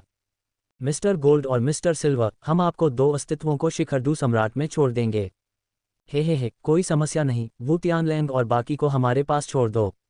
मिस्टर गोल्ड और मिस्टर सिल्वर बहुत आसानी से सहमत हो गए। हालांकि ये लोग उनके जैसे शिखर दू सम्राट थे, दोनों भाई थे जो संयुक्त रूप से एक पूर्वज युद्ध शक्ति तक पहुंच सकते थे। 4 शिखर दू सम्राटों को रोकना कोई समस्या नहीं थी। चूंकि मिस्टर गोल्ड और मिस्टर सिल्वर शिखर दू सम्राटों की देखभाल करेंगे, इसलिए शेष दू सम्राट और दू राजा को हमारे पास छोड़ दें। इसके अलावा मैंने कभी भी इन अकेडमी एल्डर के खून का स्वाद नहीं चखा है। के ब्लड सेक्ट लीडर फैनलाओ ने किनजुआन और अन्य लोगों को एक क्रूर नज़र से देखा, मुस्कुराते हुए और थोड़े तीखे दांत दिखाते हुए। हे आप सभी का धन्यवाद। जब सब कुछ खत्म हो जाएगा तो हान फैंग निश्चित रूप से आपको कुछ उदार पुरस्कार देगा। हान फैंग ने अपने हाथ से ब्लैक कॉर्नर क्षेत्र की ओर इशारा किया। पावर हाउस और उसकी पीठ पर गहरे नीले रंग के डुक्यूई पंख जियाओ मिंग की ओर उड़ने से पहले थोड़ा कंपन करते हैं। उसे रोको। ये देखकर हुगान ने अपना हाथ हिलाया और तुरंत उसके पीछे जियानान अकादमी के सदस्य एक फ्लैश के साथ उड़ गए। हान फैंग का रास्ता रोक दिया। हा आपके प्रतिद्वंद्वी हम हैं। खूनी आभा वाले लगभग 20 आंकड़े अचानक प्रकट हुए। आखिरकार जियानान अकादमी के पावर हाउस का सामना किया। हान फैंग ने हल्के से मुस्कुराया, उसका शरीर मुड़ गया और पीछे जियाओ मिंग की ओर उड़ना जारी रखा। लड़ाई शुरू हुई और हवा के टूटने की आवाज़ें गूंजने लगी क्योंकि दोनों पक्ष एक दूसरे के खिलाफ बेरहमी से भिड़ गए। ये देखकर हुगान ने थोड़ा भौहें सिकुड़ी और वू तियानलैंग और उसके बगल में अन्य लोगों को देखा जो लड़ाई में शामिल होने वाले थे। अगले ही पल मिस्टर गोल्ड और मिस्टर सिल्वर के आंकड़े चारों के सामने दिखाई दिए। ओह, आपको क्या लगता है कि आप कहाँ जा रहे हैं? आप चारों हमारे साथ मज़े करेंगे। मिस्टर गोल्ड और मिस्टर सिल्वर द्वारा रोके जाने के बाद आसमान में एक बहुत बड़ी बैंगनी छाया दिखाई दी। यह कोई और नहीं बल्कि एमेथिस्ट विंग लान किंग था, जिसने जियाओ मिंग की पुकार का जवाब दिया था। शीजी, मेरे मास्टर के समूह की मदद करो, जियाओ मिंग ने उससे जल्दी से कहा। दहाड़, एमेथिस्ट विंग लान किंग आसमान की ओर दहाड़ता हुआ गया, उसका शरीर बैंगनी चमक से जगमगा उठा और फिर वह मिस्टर गोल्ड और मिस्टर सिल्वर की ओर दौड़ा, जो हुगान के समूह पर दबाव डाल रहे थे। आसमान पूरी तरह से एक अराजक लड़ाई में डूबा हुआ था और जहां भी देखा वहां ऊर्जा का एक तूफान था जिसमें लगातार गरजने वाले विस्फोट हो रहे थे। जियानान अकादमी की सेनाओं द्वारा रोके बिना हान फैंग आखिरकार जियाओ मिंग के सामने आ गया। हे स्वर्गीय ज्वाला को आज्ञाकारी रूप से सौंपने के लिए आपके लिए बहुत देर नहीं हुई है। अपनी आंखें घुमाते हुए जियाओ मिंग ने हान फैंग की बकवास को अनदेखा कर दिया।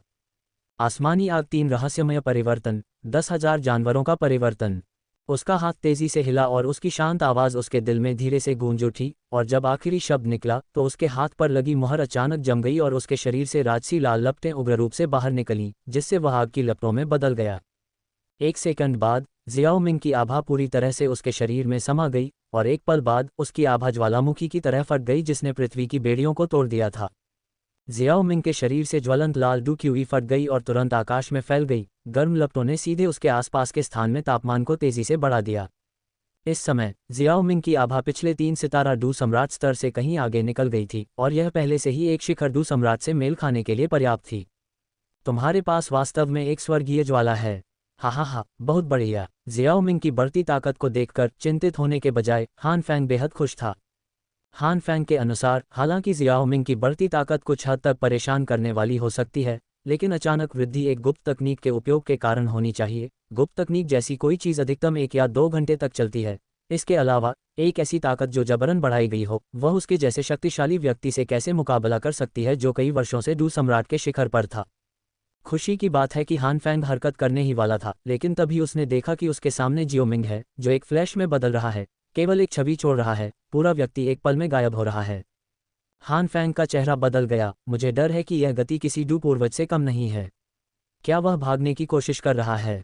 जियो मिंग भागा नहीं जैसा कि हान फैंग ने सोचा था, बल्कि पलक झपकते ही मिस्टर गोल्ड और मिस्टर सिल्वर के पीछे आ गया और आग की एक भयानक श्रृंखला मिस्टर सिल्वर के सिर की ओर बढ़ी। अगर यह वार लगा तो मिस्टर सिल्वर का सिर निश्चित रूप से हथौड़े से मारे गए तरबूज की तरह फट जाएगा। मिस्टर गोल्ड और मिस्टर सिल्वर ने हुगान और एल्डर हुओ के खिलाफ जमकर लड़ाई लड़ी। जियो मिंग इतनी तेजी से उनके पीछे आया कि वह किसी डू पूर्वज से कम नहीं था। उसने तुरंत मिस्टर सिल्वर को थोड़ा चौंका दिया और उसे पलटवार करने में असमर्थ बना दिया। दुर्भाग्य से दोनों भाई एक साथ मिलकर काम करते थे और दोनों एक दूसरे का ख्याल रखते थे, इसलिए हालांकि मिस्टर सिल्वर को जियाओ मिंग के हमले का विरोध करने में थोड़ी कठिनाई हुई, मिस्टर गोल्ड, जो उनके बगल में थे, ने जल्दी से प्रतिक्रिया की और हुगान को पीछे धकेलने के बाद अपना हाथ बढ़ाया और मिस्टर सिल्वर को जियाओ मिंग के हमले की सीमा से बाहर खींच लिया। ये देखकर जियाओ मिंग को थोड़ा पछतावा हुआ। अगर उसने अभी मिस्टर सिल्वर को गंभीर रूप से घायल कर दिया होता तो उन दोनों को खत्म करना बहुत आसान होता। जियाओ मिंग के आने से मिस्टर गोल्ड और मिस्टर सिल्वर थोड़ा पीछे हट गए, लड़ने की पहल करना छोड़ दिया और इसके बजाय उन्होंने हान फैंग को डांटा, जो अभी उनके पास आया था। तुम्हारे साथ क्या गलत है हान फैंग? तुम एक बदमाश को नहीं रोक सके। तुमने हमें लगभग बहुत बड़ा नुकसान पहुंचा दिया। वह बहुत तेज है। इसके अलावा मुझे उम्मीद नहीं थी कि वह तुम पर हमला करेगा। हान फेंग ने शियाओ मिंग के पीछे चांदी के पंखों को देखा जो समय समय पर बिजली की छोटी चमक के साथ धीरे धीरे फड़फड़ा रहे थे। अध्याय 176 मिस्टर गोल्ड और मिस्टर सिल्वर से लड़ाई। जब हान फेंग मिस्टर गोल्ड और मिस्टर सिल्वर से बात कर रहे थे तो जियाओ मिंग की मुलाकात हुगान के समूह से हुई। मास्टर, डिप्टी हेडमास्टर, योजना का पालन करें। मैं मिस्टर गोल्ड और मिस्टर सिल्वर का ख्याल रखूंगा, अन्यथा आज एल्डर्स में कुछ हताहत हो सकते हैं, जियाओ मिंग ने एल्डर हुओ और हुगान से कहा। हान फेंग द्वारा लाए गए सभी लोग ब्लैक कॉनक क्षेत्र के शक्तिशाली लोग थे और उनमें कई डू सम्राट थे। जियानान अकादमी के एल्डर्स सभी डू राजा थे और अगर वे संख्या में कम भी होते तो भी उन्हें इन लोगों के खिलाफ कोई फायदा नहीं होता। हालांकि जब तक हुगान के नेतृत्व में जियानान अकादमी के शीर्ष डू सम्राट लड़ाई में शामिल होते, वे दूसरी तरफ से इन डू सम्राट शक्तियों के प्रभाव का प्रतिकार करते और हान फेंग द्वारा लाए गए डू राजा जियानान अकादमी के बुजुर्गों की घेराबंदी में आ जाते। इस प्रकार जैसे जैसे समय बीतता गया, जियानान अकादमी का लाभ स्नोबॉल प्रभाव की तरह बढ़ता गया। जब हुगान ने उन बुजुर्गों को देखा जो एक भयंकर लड़ाई में लगे हुए थे तो उसने गंभीरता से अपना सिर हिलाया। ठीक है, मैं मिस्टर गोल्ड और मिस्टर सिल्वर को तुम्हारे पास छोड़ देता हूं, लेकिन तुम्हें इसे आराम से लेना होगा। इन दिनों हुगान और अन्य लोगों ने जियाओ मिंग के साथ प्रशिक्षण लिया था और जानते थे कि जियाओ मिंग की ताकत वास्तव में असाधारण थी, विशेष रूप से उसकी गति। यहाँ तक कि सुकियान ने भी कहा कि इस पहलू में जियाओ मिंग उससे कम नहीं है, इसलिए हुगान और अन्य लोगों को चिंता करने की कोई बात नहीं थी। भले ही वह उन्हें हरा न सके, फिर भी चुपके से बाहर निकलना आसान होगा। आखिरकार मिस्टर गोल्ड और मिस्टर सिल्वर का असली क्षेत्र केवल शिखर डू सम्राट में था। तो हान फेंग को मेरे पास छोड़ दो, मैं देखना चाहता हूं कि इस आदमी में कितनी ताकत है कि वह मेरी कानून प्रवर्तन इकाई की चेतावनी को अनदेखा करने की हिम्मत करता है, वु तियानलैंग ने घृणा से कहा। आज वु तियानलैंग खून से लाल रंग के कपड़े पहने हुए था और उसके चारों ओर खूनी आभा ब्लैक कॉनक क्षेत्र के लोगों की तुलना में बहुत अधिक मजबूत थी। वु तियानलैंग हान फेंग से बहुत क्रोधित था। उसे ये भी नहीं पता था कि वह कितने वर्षों से कानून प्रवर्तन इकाई का प्रभारी था और उसने ब्लैक कॉनक क्षेत्र के कई सबसे मजबूत लोगों को मार डाला था। वह वही था जिसने डू सम्राट को डेथ स्पिरिट ट्री में लटका दिया था। उसने कभी नहीं सोचा था कि इस तरह की चेतावनी के बाद भी हान फेंग जियानान अकादमी पर हमला करने की हिम्मत करेगा। क्या ये कानून प्रवर्तन इकाई के ग्रैंड कमांडर के चेहरे पर एक तमाचा नहीं था? हुगान और अन्य लोगों ने अपने सिर को थोड़ा हिलाया और बिना एक शब्द कहे उनके शरीर चमक उठे और दूर दूर तक चल रही अराजक लड़ाई की ओर बढ़ गए। नीलम पंख वाले शेर राजा को हुगान के समूह में शामिल किया गया था।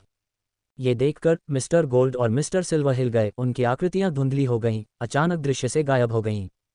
धमाका! एक जोरदार धमाके के साथ मिस्टर गोल्ड और मिस्टर सिल्वर की आकृतियां सामने आईं। उन दोनों ने अपनी हथेलियां थोड़ी मोड़ी थीं और उन दोनों से एक हल्की सफ़ेद धुंध निकली।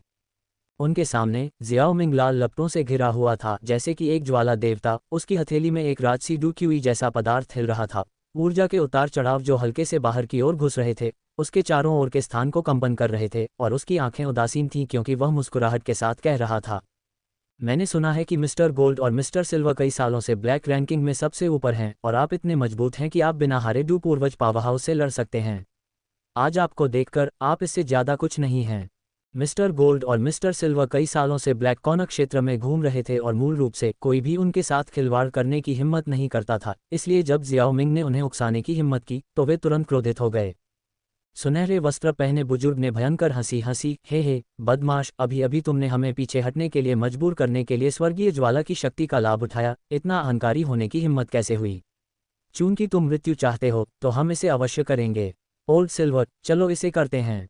इन शब्दों के साथ मिस्टर गोल्ड और मिस्टर सिल्वर ने सबसे पहले कदम बढ़ाया। उनके राजसी डूक्यूई आपस में जुड़ गए और तुरंत ही दोनों आकृतियां एक हो गईं, प्रकाश की छाया में बदल गईं और जियाओ मिंग की ओर बढ़ गईं।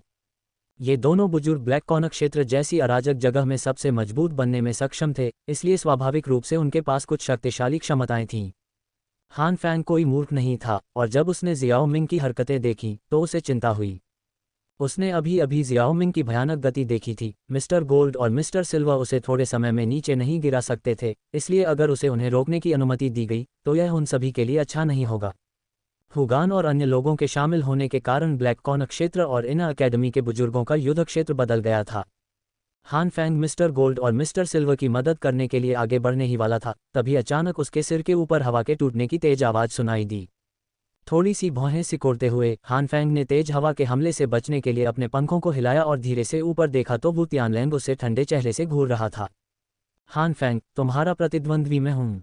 अपने राजसी डूक्यूई को तेजी से अपने हाथ में जमा करते हुए वु तियानलैंग ने उदासीनता से कहा। केवल तुम, मुझे डर है कि तुम मेरे प्रतिद्वंद्वी नहीं होगे। वू तियानलैन को देखते हुए, जो उसके सामने अकेला था, हान फैंग थोड़ा हैरान हुआ, फिर उसने उपहास किया। अपनी ताकत के साथ और स्वर्गीय ज्वाला की मदद से उसके पास दू सम्राटों के बीच कुछ ही प्रतिद्वंद्वी थे, इसलिए भले ही वू तियानलैन की ताकत शीर्ष दू सम्राट में थी, हान फैंग डर नहीं रहा था। तो चलो इसे आजमाते हैं। वू तियानलैंग ने उपहास किया और बिना कुछ बकवास किए उसके शरीर से एक राजसी आभा निकली और तुरंत उसके डुक्यू के उछाल के साथ वे दोनों धुंधले आकृतियों में बदल गए और युद्ध में शामिल हो गए। Dot dot dot. जितना अधिक मिस्टर गोल्ड और मिस्टर सिल्वर लड़ते, उतना ही अधिक खून वे उगलना चाहते थे। ये बदमाश जियाओ मिंग अविश्वसनीय रूप से तेज और चालाक था और हर बार जब वह उनके शक्तिशाली और घातक हमलों का सामना करता तो वह एक पल में गायब हो जाता और उन्हें गुस्से से मरता हुआ छोड़ देता।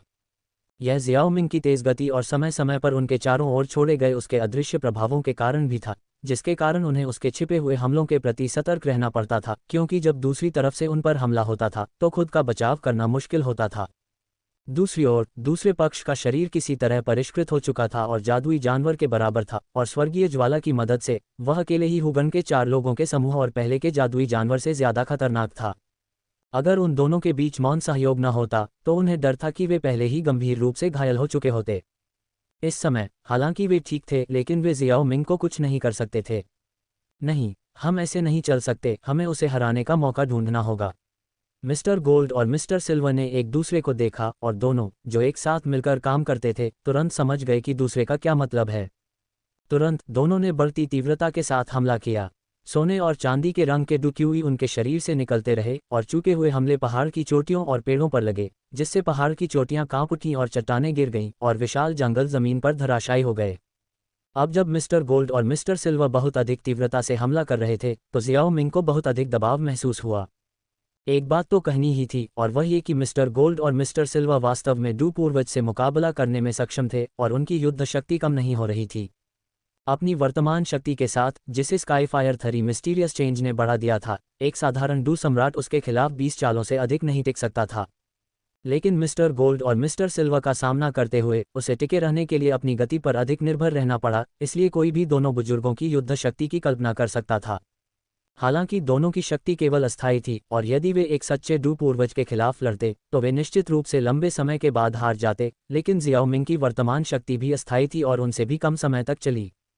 मिस्टर गोल्ड और मिस्टर सिल्वर को आक्रामक रूप से हमला करते हुए एक त्वरित लड़ाई चाहते हुए देखकर जियाओ मिंग की आंखें सिकुड़ गईं, और सच कहूं तो उसका भी यही इरादा था।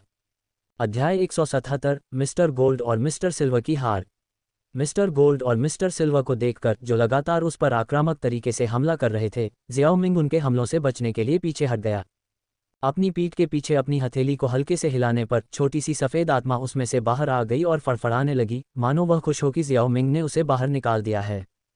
जब मिस्टर गोल्ड और मिस्टर सिल्वर ने जियाओ मिंग को पीछे हटते और चकमा देने पर ध्यान केंद्रित करते देखा तो उन्हें लगा कि जियाओ मिंग उनके तीव्र हमलों के आगे और अधिक टिक नहीं पाएगा। वे तुरंत उत्साहित हो गए और स्थिति का लाभ उठाने के इरादे से हमला करने की योजना बनाई। अपने हाथों को जोड़कर वे दोनों जमीन पर जोर से वार करते हैं और शून्य से एक अजीब सी लहर फैलती है, और एक पल में वे जियाओ मिंग की ओर पहले से कहीं ज्यादा तेजी से दौड़ते हैं, जैसे कोई भूखा बाघ अपने शिकार पर झपटता है।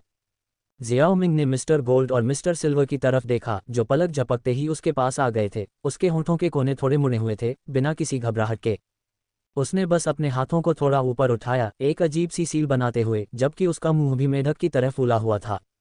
जियाओ मिंग की हरकत ने मिस्टर गोल्ड और मिस्टर सिल्वर की निगाहें खींच लीं और उनके चेहरे बदल गए, क्योंकि उनके दिमाग में एक विचार एक साथ आया। यह एक साउंड वेव डू तकनीक है। मिस्टर गोल्ड और मिस्टर सिल्वर चकमा देने वाले थे। जियाओ मिंग की आंखों में तिरस्कार की झलक दिखाई दी और तुरंत संघनित राजसी डुक्यूई उसके मुंह से निकली और एक ध्वनि तरंग में बदल गई जो बिजली की तरह उनकी ओर बढ़ी।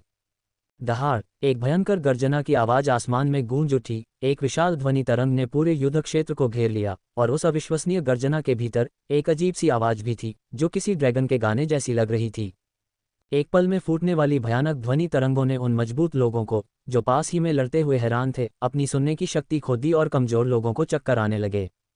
मिस्टर गोल्ड और मिस्टर सिल्वर, जो पास में ही थे, अचानक और भयंकर ध्वनि तरंग से सबसे अधिक प्रभावित हुए, इसलिए हालांकि वे मजबूत थे, वे एक पल के लिए विचलित हो गए और उनकी डुक्यू स्थिर हो गई।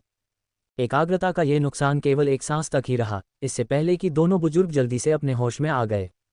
सबसे पहले उन्होंने अपने शरीर में अपनी डू क्यू को तेजी से प्रसारित किया और फिर यह ज्वार की लहर की तरह उनकी हथेलियों की ओर बढ़ गया। वे दोनों अच्छी तरह से जानते थे कि शक्तिशाली लोगों के बीच लड़ाई में एक क्षणिक व्याकुलता जीत या हार का कारण बन सकती है, और जियाओ मिंग ने अपनी तकनीक से उन्हें चौंका दिया था, इसलिए स्वाभाविक रूप से वह आसानी से ऐसा अवसर नहीं छोड़ेगा। जैसा कि उन्होंने सोचा था, जियाओ मिंग का इस अवसर को छोड़ने का कोई इरादा नहीं था। मिस्टर गोल्ड और मिस्टर सिल्वर के अपने डू क्यू को इकट्ठा करने के इरादे को देखकर जियाओ मिंग के मुंह के कोने में एक फीकी मुस्कान उभरी और अगले ही पल वह मिस्टर सिल्वर के सामने आ गया। जब उसने हमला किया तो उसकी दाहिनी हथेली आग की लपटों से ढक गई, जिससे आग की लपटें उठने लगीं। फायर स्पिरिट पाम सिम्युलेटर से प्राप्त हाइजुवान-डू तकनीक। मिस्टर गोल्ड और मिस्टर सिल्वर ने जियाओ मिंग के हमले को देखा। उनके चेहरे अतुलनीय रूप से गंभीर थे, क्योंकि जियाओ मिंग के ध्वनि तरंग हमले से उनका डू क्यूई परिसंचरण बाधित हो गया था। उनके लिए अकेले उसके इस हमले का विरोध करना बहुत मुश्किल होगा। लेकिन अच्छी बात यह थी कि वे दो भाई थे। उनकी संयुक्त ताकत के साथ जियाओ मिंग उनका मुकाबला नहीं कर सकता था। ये सोचकर मिस्टर गोल्ड और मिस्टर सिल्वर एक साथ आगे बढ़े। उनकी दोनों हथेलियां जियाओ मिंग की हथेलियों से टकराईं और थोड़ी देर के लिए वे तीनों गतिरोध में थे। बादलों के बीच हिंसक विस्फोटों की गूंज सुनाई दे रही थी। जब मिस्टर गोल्ड और मिस्टर सिल्वर जियाओ मिंग के हमले को रोकने में खुश थे, तो मिस्टर गोल्ड ने जियाओ मिंग के होठों के कोने पर मुस्कुराहट देखी और महसूस किया कि कुछ गड़बड़ है। लेकिन इससे पहले कि वह कुछ सोच पाते, लगभग 3 मीटर चौड़ा एक सफ़ेद सांप जियाओ मिंग की पीठ पर प्रकट हुआ और उन्हें खाने के लिए अपना खूनी मुंह उनकी ओर खोला। सांप सफ़ेद रंग का था, जो हरे लाल रंग की लौ से घिरा हुआ था, और ऐसा लग रहा था कि उसकी आंखों से धीरे धीरे एक पारदर्शी लौ निकल रही है, जो कि एक अजीब दृश्य था। सांप को देखते ही मिस्टर गोल्ड और मिस्टर सिल्वर को पसीना आ गया और वे चिल्लाने लगे, हे भगवान, जल्दी से पीछे हटो। इन शब्दों के साथ दोनों बुजुर्गों ने दूर जाने की कोशिश की, लेकिन सफ़ेद सांप की आंख के सॉकेट में पारदर्शी लौ अचानक ऊपर उठ गई। दोनों बुजुर्गों के शरीर कांप उठे और उनके शरीर में राजसी डू क्यूई जल्दी से अव्यवस्थित हो गया, एक पल के लिए भी संचार करने में असमर्थ हो गया। इस छोटे से पल का फायदा उठाते हुए सांप ने सबसे नज़दीकी मिस्टर गोल्ड को निगल लिया, जिससे केवल चांदी के वस्त्र पहने बुजुर्ग ही उसके हमले से बच पाए। आत्मा को सोने के वस्त्र पहने बुजुर्ग को निगलते हुए देखकर जियाओ मिंग ने तुरंत आत्मा को उसे गर्म करने के लिए 3 तरह की स्वर्गीय लौ का उपयोग करने का निर्देश दिया। आहा! आत्मा स्वयं ऊर्जा का एक समामेलन थी और सुनहरे वस्त्र पहने हुए बुजुर्ग को अपने शरीर के भीतर सभी प्रकार के ऊर्जा हमलों का सामना करना पड़ा। दोनों भाइयों के संयुक्त प्रयासों के बिना मिस्टर गोल्ड एक शीर्ष डू सम्राट से अधिक कुछ नहीं था, इसलिए ऐसे वातावरण में जहां स्वर्गीय लपटें हर जगह थीं, वह बिल्कुल भी नहीं टिक पाता। इसके अलावा उनके बीच में गिरी हुई हृदय ज्वाला भी थी, जो हृदय ज्वाला उत्पन्न करती थी, जो प्रतिद्वंद्वी के साथ हस्तक्षेप करती थी। इसलिए केवल एक क्षण बाद, एक दयनीय चीख के बाद, आत्मा के अंदर सुनहरे वस्त्र पहने बुजुर्ग गतिहीन हो गए। बड़े भाई मिस्टर गोल्ड की दयनीय चीख सुनकर मिस्टर सिल्वर भी दर्द और गुस्से में चीखने से खुद को रोक नहीं पाए।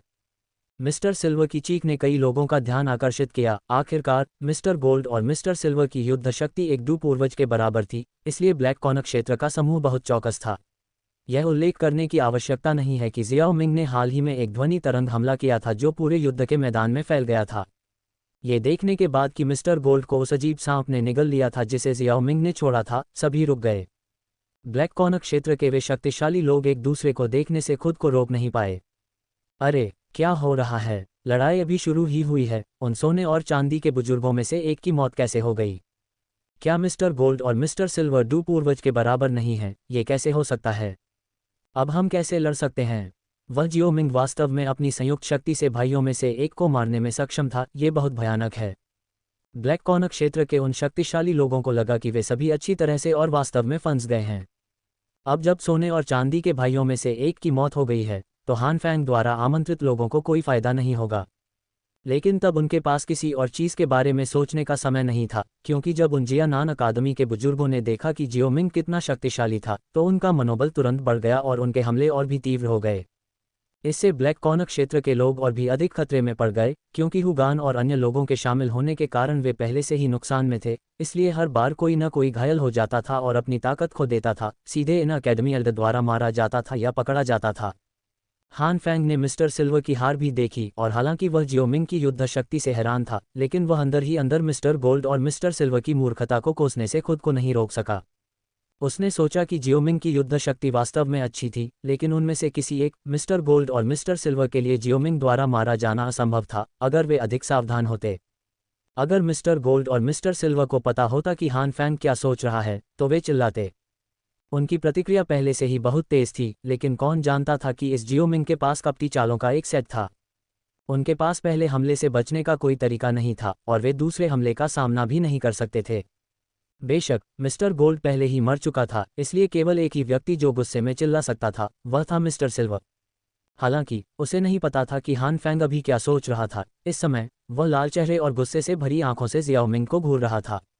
मुझे घूरना बंद करो, भले ही तुम मुझे देखते रहो, तुम्हारा बड़ा भाई जिंदा नहीं होगा। मिस्टर सिल्वर उसकी बातों से क्रोधित हो गया और उसकी छाती गुस्से में ऊपर नीचे हो रही थी। तुम क्या? ओह, मैं समझ गया, तुम अपने बड़े भाई की लाश देखना चाहते हो। तुमने ये पहले क्यों नहीं कहा? लेकिन यह अफसोस की बात है कि केवल राख ही बची है, जियाओ मिंग ने कहा, और अपने दिमाग की हरकत से हवा में मौजूद आत्मा ने भूरे रंग की धूल का एक छोटा सा ढेर उगल दिया। जैसे ही धूल दिखाई दी, अचानक एक अजीब सी आंधी चली और धूल पूरे आसमान में उड़ गई और पलक झपकते ही गायब हो गई। ओह सॉरी, तुम्हारे बड़े भाई की राख भी चली गई। ये दृश्य देखकर जियाओ मिंग ने एक दयनीय चेहरा बनाया, मानो दुनिया के अन्याय पर विलाप कर रहा हो। तुम छोटे कमीने, मैं चाहता हूं कि तुम मर जाओ। भाइयों का दिल एक जैसा था और उन्होंने कई सालों तक एक दूसरे का साथ दिया था, इसलिए स्वाभाविक रूप से उनमें एक दूसरे के लिए गहरी भावनाएं थीं। और जब मिस्टर सिल्वर ने यह दृश्य देखा तो वह पूरी तरह से पागल हो गया और जियाओ मिंग की ओर दौड़ पड़ा। हालांकि मिस्टर गोल्ड के सहयोग के बिना मिस्टर सिल्वर एक साधारण चोटी के डू सम्राट से ज्यादा कुछ नहीं था और जियाओ मिंग के लिए कोई खतरा नहीं था। खासकर पिछली उत्तेजना के बाद मिस्टर सिल्वर क्रोध से इतना अभिभूत कि वह स्पष्ट रूप से सोचने में असमर्थ था, इसलिए उसकी लड़ाई शैली बहुत गड़बड़ थी और 2 या 3 चालों में उसे आसानी से जियोमिंग ने हरा दिया। लाल लौ एक भाले में बदल गई जिसे जियोमिंग ने फेंका। मिस्टर सिल्वर की छाती में छुरा घोंपा, जिसने खुद का बचाव करने की अपनी क्षमता खो दी थी। जबरदस्त गतिज ऊर्जा ने उसे बहुत तेजी से नीचे की ओर फेंक दिया, जिससे वह जमीन पर गिरते ही अपने आसपास के पेड़ों को तहस नहस कर रहा था। जियोमिंग को इस बात की परवाह नहीं थी कि उसके वार से मिस्टर सिल्वर की मौत हो जाए। अपनी उंगलियों को बेपरवाही से चटकाते हुए एक विस्फोट सुनाई दिया और नीचे जंगल में कई दर्जन मीटर ऊंची लपटों की लहर दिखाई दी। ऐसा करने के बाद जियोमिंग ने अपना ध्यान हान फैंग की ओर लगाया, जो वू तियानलैंग से लड़ रहा था। अध्याय 178, हान फैंग की मृत्यु। जियाओ मिंग की नज़र में हान फैंग वू तियानलैंग के खिलाफ एक भयंकर युद्ध में शामिल था। उसके शरीर को ढंकने वाली राजसी डू क्यूई हिंसक रूप से घूम रही थी, जो एक औसत पीक डू सम्राट की तुलना में बहुत ज्यादा शक्तिशाली थी। जैसे जैसे उसकी डू क्यूई घूमती थी, उसके शरीर के चारों ओर अक्सर गहरे नीले रंग की लपटें उठती थीं, जैसे समुद्र में लहरें उठती हैं, और परिणामस्वरूप होने वाली आवाज़ बेहद शानदार होती थी। क्या ये समुद्री हृदय की लौ है? ये निश्चित रूप से स्वर्गीय लौ रैंकिंग में 15वीं स्वर्गीय लौ होने के योग्य है। ये वास्तव में रहस्यमय है। उन समुद्री नीली लपटों को देखते हुए जियाओ मिंग के दिमाग में एक विचार कौंधा। वह महसूस कर सकता था कि इस लौ में महान अग्नि गुण ऊर्जा होने के साथ साथ इसमें जलगुण के कुछ निशान भी थे। मूल रूप से पानी और आग आमतौर पर एक दूसरे के पूरक नहीं थे, और यह अविश्वसनीय था कि एक स्वर्गीय लौ में जलगुण के निशान थे। हालांकि जब जियाओ मिंग ने उस वातावरण के बारे में सोचा जिसमें सी हॉट फ्लेम दिखाई दी, तो उसे लगा कि यह समझ में आता है। अन्य स्वर्गीय लपटें अजीब वातावरण में विकसित हुईं, लेकिन ये सी हॉट फ्लेम और भी अजीब थी। समुद्र की गहराई में बनने के कारण इसमें पानी के कुछ निशान थे जो समझ में आता था। इन जल विशेषता निशानों ने भी सी हॉट फ्लेम की शक्ति को प्रभावित नहीं किया। हान फैंग ने वू तियानलैंग से पहले जो कहा, ये सोचकर कि वू तियानलैंग उसे अकेले नहीं हरा सकता, वह इसलिए नहीं था क्योंकि वह वू तियानलैंग को तुच्छ समझता था। इस स्वर्गीय लौ पर भरोसा करते हुए अधिकांश शिखर डू सम्राट शक्तिशाली वास्तव में उसे हरा नहीं सकते थे। हालांकि वू तियानलैंग शिखर डू सम्राट में एक विशेषज्ञ होने के अलावा युद्ध में भी बेहद अनुभवी था। हालांकि हान फैंग की स्वर्गीय लौ वास्तव में कष्टप्रद थी, लेकिन इससे उसे बहुत नुकसान नहीं हुआ और दोनों अब तीव्र तरीके से लड़ रहे थे, और यह बताना असंभव था कि थोड़े समय में कौन विजेता बनकर उभरेगा। जियाओ मिंग, जिसने मिस्टर गोल्ड और मिस्टर सिल्वर से निपटा था, ने स्थिति का संक्षेप में निरीक्षण करने के लिए कुछ सेकंड लिए और महसूस किया कि आकाश में युद्ध के मैदान में जियानान अकादमी श्रेष्ठ थी।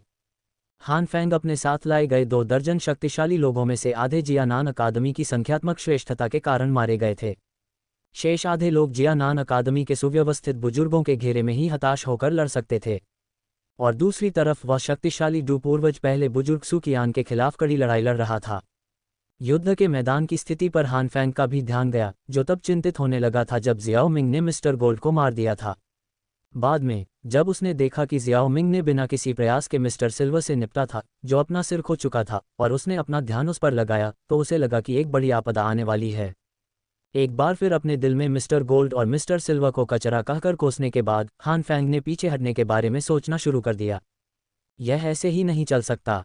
इन विचारों के साथ हान फैंग ने तुरंत अपने वस्त्र की आस्तीन लहराई और उसके शरीर से राजसी समुद्री नीली लपटें तुरंत फूट पड़ीं। अंततः वो तियानलेन के सिर पर एक नीला चंदवा की तरह बन गईं, उसके हमलों को रोक दिया और उसे उसका पीछा करने से रोक दिया। अगले ही पल हान फैंग के पंख फड़फड़ाए और वह एक छाया में बदल गया और दूर उड़ गया। लेकिन इससे पहले कि वह बहुत दूर उड़ पाता, हान फैंग की आकृति को रुकने के लिए मजबूर होना पड़ा। हे, क्या महामहिम चिकित्सा सम्राट ने सोचा था कि हमारी जियानान अकादमी एक ऐसी जगह थी जहां आप अपनी मर्जी से आ जा सकते थे? हान फैंग की आंखें उसके रास्ते को रोकने वाली आकृति को घूर रही थीं। उसने अपने हाथों को अपनी पीठ के पीछे रखा और एक बदसूरत चेहरे के साथ कहा, मैं आज के मामले में हार मानता हूं। क्या आप मुझे अभी जाने देंगे और हम भविष्य में रास्ते नहीं पार करेंगे? हे, क्या तुम सच में मुझे मूर्ख समझते हो? क्यों न मैं तुम्हें एक सलाह दूं? बेकार में लड़ाई मत करो, एक अच्छा लड़का बनो और मौत को आज्ञाकारी रूप से स्वीकार करो। जियाओ मिंग ने अपना सिर हिलाया और कहा, चिंता मत करो, तुम जो लोग लाए हो वे भी तुम्हारे साथ जाएंगे। हमारी जियानान अकादमी अपने वचनों पर कायम है। अगर हमने कहा कि हम तुम्हारी सभी लाशों को डेथ स्पिरिट ट्री में लटका देंगे तो हम ऐसा जरूर करेंगे। हान फैंग ने उसके शब्दों पर गुस्से से हंसते हुए कहा, तुम घमंडी, क्या तुम सच में सोचते हो कि मैं तुमसे डरता हूं? तुम बदमाश, मेरे लिए नरक में जाओ। जैसे ही उसने ये कहा, हान फैंग का चेहरा क्रूरता से भर गया और गुस्से से भरी चीख के बाद उसने अचानक अपने हाथों को अपनी पीठ के पीछे ले गया और उसकी हथेली में डुक्यूई से बना एक चमकदार द्रव्यमान दिखाई दिया। पलक झपकते ही उसके हाथ में डुक्यूई का राजसी द्रव्यमान एक चमकदार सूरज की तरह था और यह सीधे जियो मिंग की ओर बढ़ गया। चमकदार मोहर। प्रकाश की एक चमकदार किरण अंतरिक्ष में घुस गई और धीरे धीरे एक विशाल हाथ की मोहर प्रकाश की किरण में खुद को दिखाती है, जैसे कि आकाश से गिरने वाला एक चमकदार छोटा सूरज, एक भयानक ऊर्जा लेकर जो हड्डियों तक को ठंडा कर देती है। सान्यान शून्य आत्मा मोहर। जवाब में हान फैंग की दिशा में एक रंगीन मोहर भेजी गई। दोनों अत्यंत भयावह ऊर्जाएं थीं जो बिजली की तरह अंतरिक्ष में घुस गईं, दो उल्काओं की तरह भयंकर रूप से नीचे गिरीं। पेंग। संपर्क के क्षण में एक भयानक गड़गड़ाहट की आवाज सुनाई दी और ऊर्जा की लहरें समुद्र में विशाल लहरों की तरह आकाश से बहुत ऊपर अपनी ऊर्जा को छोड़ गईं। नीचे जंगल में एक भयानक ऊर्जा तरंग भी उतरी और अनगिनत प्राचीन पेड़ ढह गए। इस क्षण पूरा आकाश और धरती शांत हो गई, क्योंकि ऊर्जा तरंगें बार बार उछलीं, आकाश को ढकते हुए, यहाँ तक कि आकाश में ऊंचा चमकता हुआ सूरज भी इस क्षण में धुंधला हो गया। यह ऊर्जा धीरे धीरे विलुप्त होने से पहले लगभग 10 मिनट तक चली। जैसे जैसे आकाश को भरने वाली ऊर्जा की लहरें धीरे धीरे विलुप्त हुईं, आकाश में दो लोगों की आकृति धीरे धीरे उभरी। ये बहुत तेज है ना? वू तियानलेन, जो हान फैंग द्वारा स्थापित अवरोध को तोड़कर मदद के लिए जाना चाहता था, अपने सामने के दृश्य को कुछ चिंता के साथ देख रहा था। ऐसा इसलिए था क्योंकि हान फैंग और जियाओ मिंग के आंकड़े सामने आ चुके थे, लेकिन उन दोनों की स्थिति बहुत अलग थी। उसकी नज़र में जियाओ मिंग को कोई नुकसान नहीं पहुंचा था, जबकि हान फैंग को जियाओ मिंग ने गर्दन के पीछे से पकड़ लिया था और वह एक मरे हुए मुर्गे की तरह बेसुध पड़ा था। वू तियानलेन हान फैंग की ताकत को जानता था, लेकिन कुछ समय पहले तक ये पता नहीं था कि दोनों के बीच लड़ाई में कौन जीतेगा या हारेगा। उसे उम्मीद नहीं थी कि हान फैंग को जियाओ मिंग इतनी आसानी से हरा देगा, और फिर जियाओ मिंग ने मिस्टर गोल्ड और मिस्टर सिल्वर को हराने के लिए जिन तरीकों का इस्तेमाल किया था उनके बारे में सोचते हुए वू तियानलेन अपने दिल में केवल यही कह सकता था, कितना भयानक। न केवल वू तियानलेन ने हान फैंग की स्थिति देखी, बल्कि ब्लैक कॉर्नर क्षेत्र के कुछ बचे हुए शक्तिशाली लोगों ने भी ये दृश्य देखा, और उनमें से प्रत्येक ने अपने मुंह के कोनों को हिलाया। जैसे जैसे लड़ाई और अधिक तीव्र होती गई, वे दृढ़ता से भागने की इच्छा कर रहे थे, लेकिन चून की एल्डर्स का घेरा बहुत तंग था, इसलिए उनमें से कोई भी बच नहीं सका और उन्हें भारी नुकसान उठाना पड़ा। गोंग हेंग, एक डू पूर्वज, हान फैंग को बचाने का इरादा रखता था। आखिरकार हान फैंग ने जो गोलियां देने का वादा किया था वे अभी तक उसे नहीं दी गई थीं।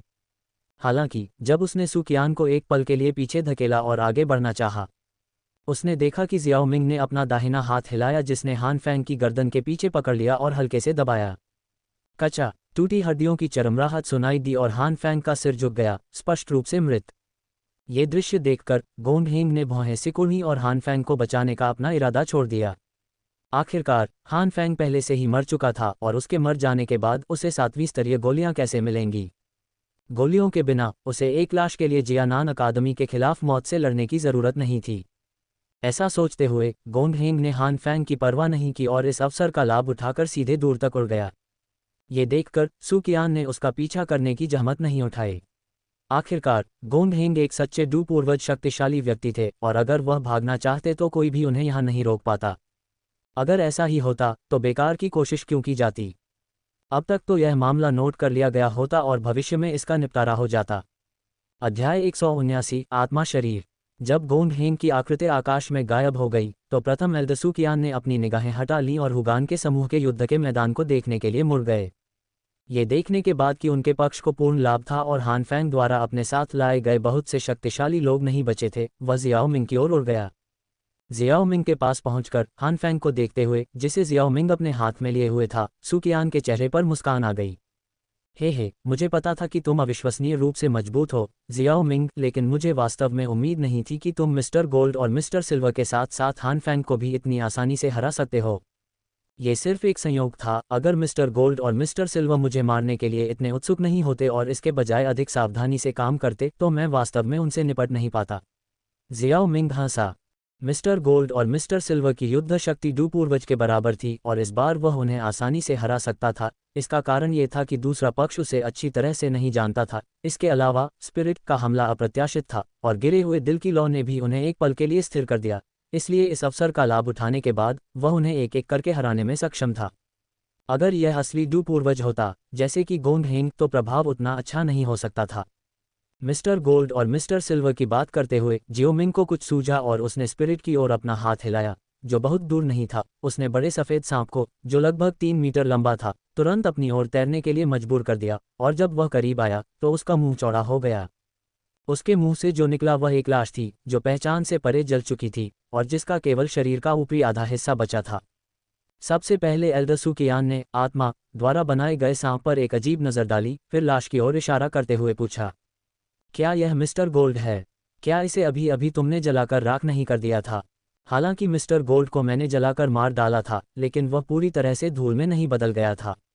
वह धूल वास्तव में उसके शरीर का दूसरा आधा हिस्सा था, साथ ही उसके कुछ कपड़े भी थे। जियाओ मिंग ने आत्मा को इशारा करते हुए समझाया। जिस आत्मा ने जियाओ मिंग की इच्छा को महसूस किया वह एक अंगूठे के आकार की वस्तु में बदल गई जो एक सफ़ेद रंग की पानी की बूंद की तरह थी और जियाओ मिंग की हथेली की ओर उड़ गई। और जब वह उसकी हथेली तक पहुंची तो आत्मा ने अचानक अपने शरीर से एक सुनहरी अंगूठी थूकी जो उसकी हथेली पर आ गिरी। क्या यह मिस्टर गोल्ड की स्टोरेज रिंग है? जियाओ मिंग ने अपनी बाहें उठाईं और आत्मा को घूरा। उसे उम्मीद नहीं थी कि वह अब खुद ही चीज़ें उठा लेगी। आत्मा ने पहले ही स्वर्ग और पृथ्वी से कई चमत्कारों को अवशोषित कर लिया था, इसलिए इसकी आध्यात्मिकता स्वाभाविक रूप से बहुत अधिक थी, लेकिन ये कहना कि इसमें आध्यात्मिक बुद्धि थी निश्चित रूप से अभी तक नहीं थी। एक प्राणी के लिए आध्यात्मिक बुद्धि प्राप्त करना बहुत कठिन था और भविष्य में इसे विकसित करने का अवसर पाने के लिए संचय का समय लगेगा। वर्तमान आत्मा के लिए ये केवल इतना ही कहा जा सकता है कि उसके व्यवहार में कुछ निशान दिखने लगे हैं। जियाओ मिंग ने बुरा नहीं माना और अपनी हथेली को निचोड़कर उसने आत्मा को अपने शरीर के अंदर ले लिया। अंगूठी भी जियाओ मिंग ने रखी थी। जियाओ मिंग की हरकतें सुकियान को स्पष्ट थीं और वह आत्मा में बदलाव भी स्पष्ट रूप से देख सकता था। उसने आत्मा के शरीर में एक उच्च आध्यात्मिकता महसूस की जिसने उसे थोड़ा उत्सुक महसूस कराया और उसके दिल में विचार किया, ये चीज़ बहुत अजीब है, यह अपनी इच्छा से आकार बदल सकती है और इसमें बहुत ज़्यादा ऊर्जा है। मैंने पहले कभी ऐसा कुछ नहीं देखा या सुना है। हालांकि वह उत्सुक था, लेकिन सुकियान ने पूछने के लिए अपना मुंह नहीं खोला। सबके अपने अपने रहस्य थे, उसे क्यों पूछताछ करनी चाहिए। इसलिए विचार करने के बाद सुकियान ने जियाओ मिंग से पूछा, हान फैंग की यह लाश, तुम इसके साथ क्या करोगे? तुम बाकी लोगों के साथ लाश को डेथ स्पिरिट ट्री में लटका सकते हो, लेकिन मुझे पहले एक और काम करना है। मानो जियाओ मिंग क्या करना चाहता था यह महसूस करते हुए हान फैंग का शरीर कांप उठा। उस लाश से आत्मा की शक्ति का एक तेज झोंका तेजी से बाहर निकला और नीचे जंगल में भाग गया। लगभग वहां पहुंच गया, मैं लगभग वहां पहुंच गया हूं। जब तक मैं नीचे जंगल में पहुंचता हूं तब तक भले ही उस छोटे से बदमाश जियाओ मिंग की आत्मा शक्ति बहुत बढ़िया हो, कोई रास्ता नहीं है कि वह मुझे खोज पाए। एक बार मैं भाग जाऊंगा तो मैं इस बदमाश को सजा दूंगा। हान फैंग ने पागलों की तरह सोचा। धमाका! जैसे ही हान फैंग भागने वाला था, एक मानव आकृति ने उसे पकड़ लिया और पलक झपकते ही उसे अपने हाथों में पकड़ लिया। अपनी हथेली में बेतहाशा संघर्ष कर रही आत्मा शक्ति को देखकर हान फैंग का उग्र और नाराज चेहरा धीरे धीरे उभरा। जियाओ मिंग के चेहरे पर एक चंचल मुस्कान दिखाई दी। महामहिम औषधि सम्राट, आपने नहीं सोचा था कि मैं नोटिस नहीं करूंगा, है ना? अगर मैंने आपको इस तरह भागने दिया तो मैं अपमानित हो जाऊंगा। अदृश्य आत्मा शक्ति ने जियाओमिंग के हाथ में बहुत संघर्ष किया, लेकिन फिर भी वह हथेली की बेड़ियों से बच नहीं पाए और संघर्ष के दौरान जियाओमिंग को जलाने के लिए उसमें से गहरी नीली लपटें निकलती रहीं, जो कि समुद्री हृदय की ज्वाला थी। हालांकि जियाओमिंग के पास एक स्वर्गीय ज्वाला भी थी, इसलिए हान फैंग की स्वर्गीय ज्वाला बिल्कुल भी उपयोगी नहीं थी। फिर भी जियाओमिंग ने सोचा कि हान फैंग भी काफी निर्णायक व्यक्ति था। जब उसने देखा कि स्थिति खराब थी तो वह दृढ़ता से भाग गया। अगर वह वास्तव में उसे नीचे जंगल में भागने और छिपने देता तो वास्तव में वह कुछ नहीं कर सकता था। आखिरकार जियानान अकादमी के बाहर का जंगल बहुत बड़ा था और इस समय सू कियान, जिसने प्रतिक्रिया की थी, वह भी जियाओमिंग की तरफ उड़ गई। ये हान फैंग का आत्मा शरीर है। वह अभी कुछ क्षण पहले भागने वाला था। अगर हमने वास्तव में उसे भागने दिया होता तो हम नहीं जानते कि किस तरह की अराजकता फैल जाती। आमतौर पर जब कोई शक्तिशाली व्यक्ति मरता है तो भौतिक शरीर से जुड़ा आत्मा शरीर भी घायल हो जाता है और कोमा में चला जाता है। उनके लिए हान फैंग की तरह जल्दी जागना बहुत दुर्लभ था। हान फैंग को देखते हुए, जो जियोमिंग को जलाने के लिए स्वर्गीय ज्वाला छोड़ रहा था, सू कियान की आंखें सख्त हो गईं और वह उसे खत्म करने के लिए एक चाल चलने वाली थी, लेकिन उसे जियोमिंग ने रोक दिया। कृपया रुकें प्रथम एल्डर, ये हान फैंग मेरे लिए उपयोगी है। इस हान फैंग के पास एक स्वर्गीय ज्वाला है। अगर वह भाग गया तो उसे पकड़ना बहुत मुश्किल होगा। कोई बात नहीं, हमें केवल उसकी स्वर्गीय ज्वाला निकालनी है। जब सू कियान ने उसके शब्द सुने तो उसके मुंह का कोना सिकुड़ गया और वह अवाक रह गया। डूक्यूई महाद्वीप में हालांकि स्वर्गीय ज्वालाएं अत्यंत दुर्लभ और असामान्य थीं, फिर भी किसी अन्य व्यक्ति द्वारा भस्म किए जाने के बाद उन्हें निकालने के दो तरीके थे। पहला था इसे जबरन जब्त करना और स्वर्गीय ज्वाला के इस क्रूर जब्ती का दूसरे पक्ष द्वारा विरोध नहीं किया जाना था।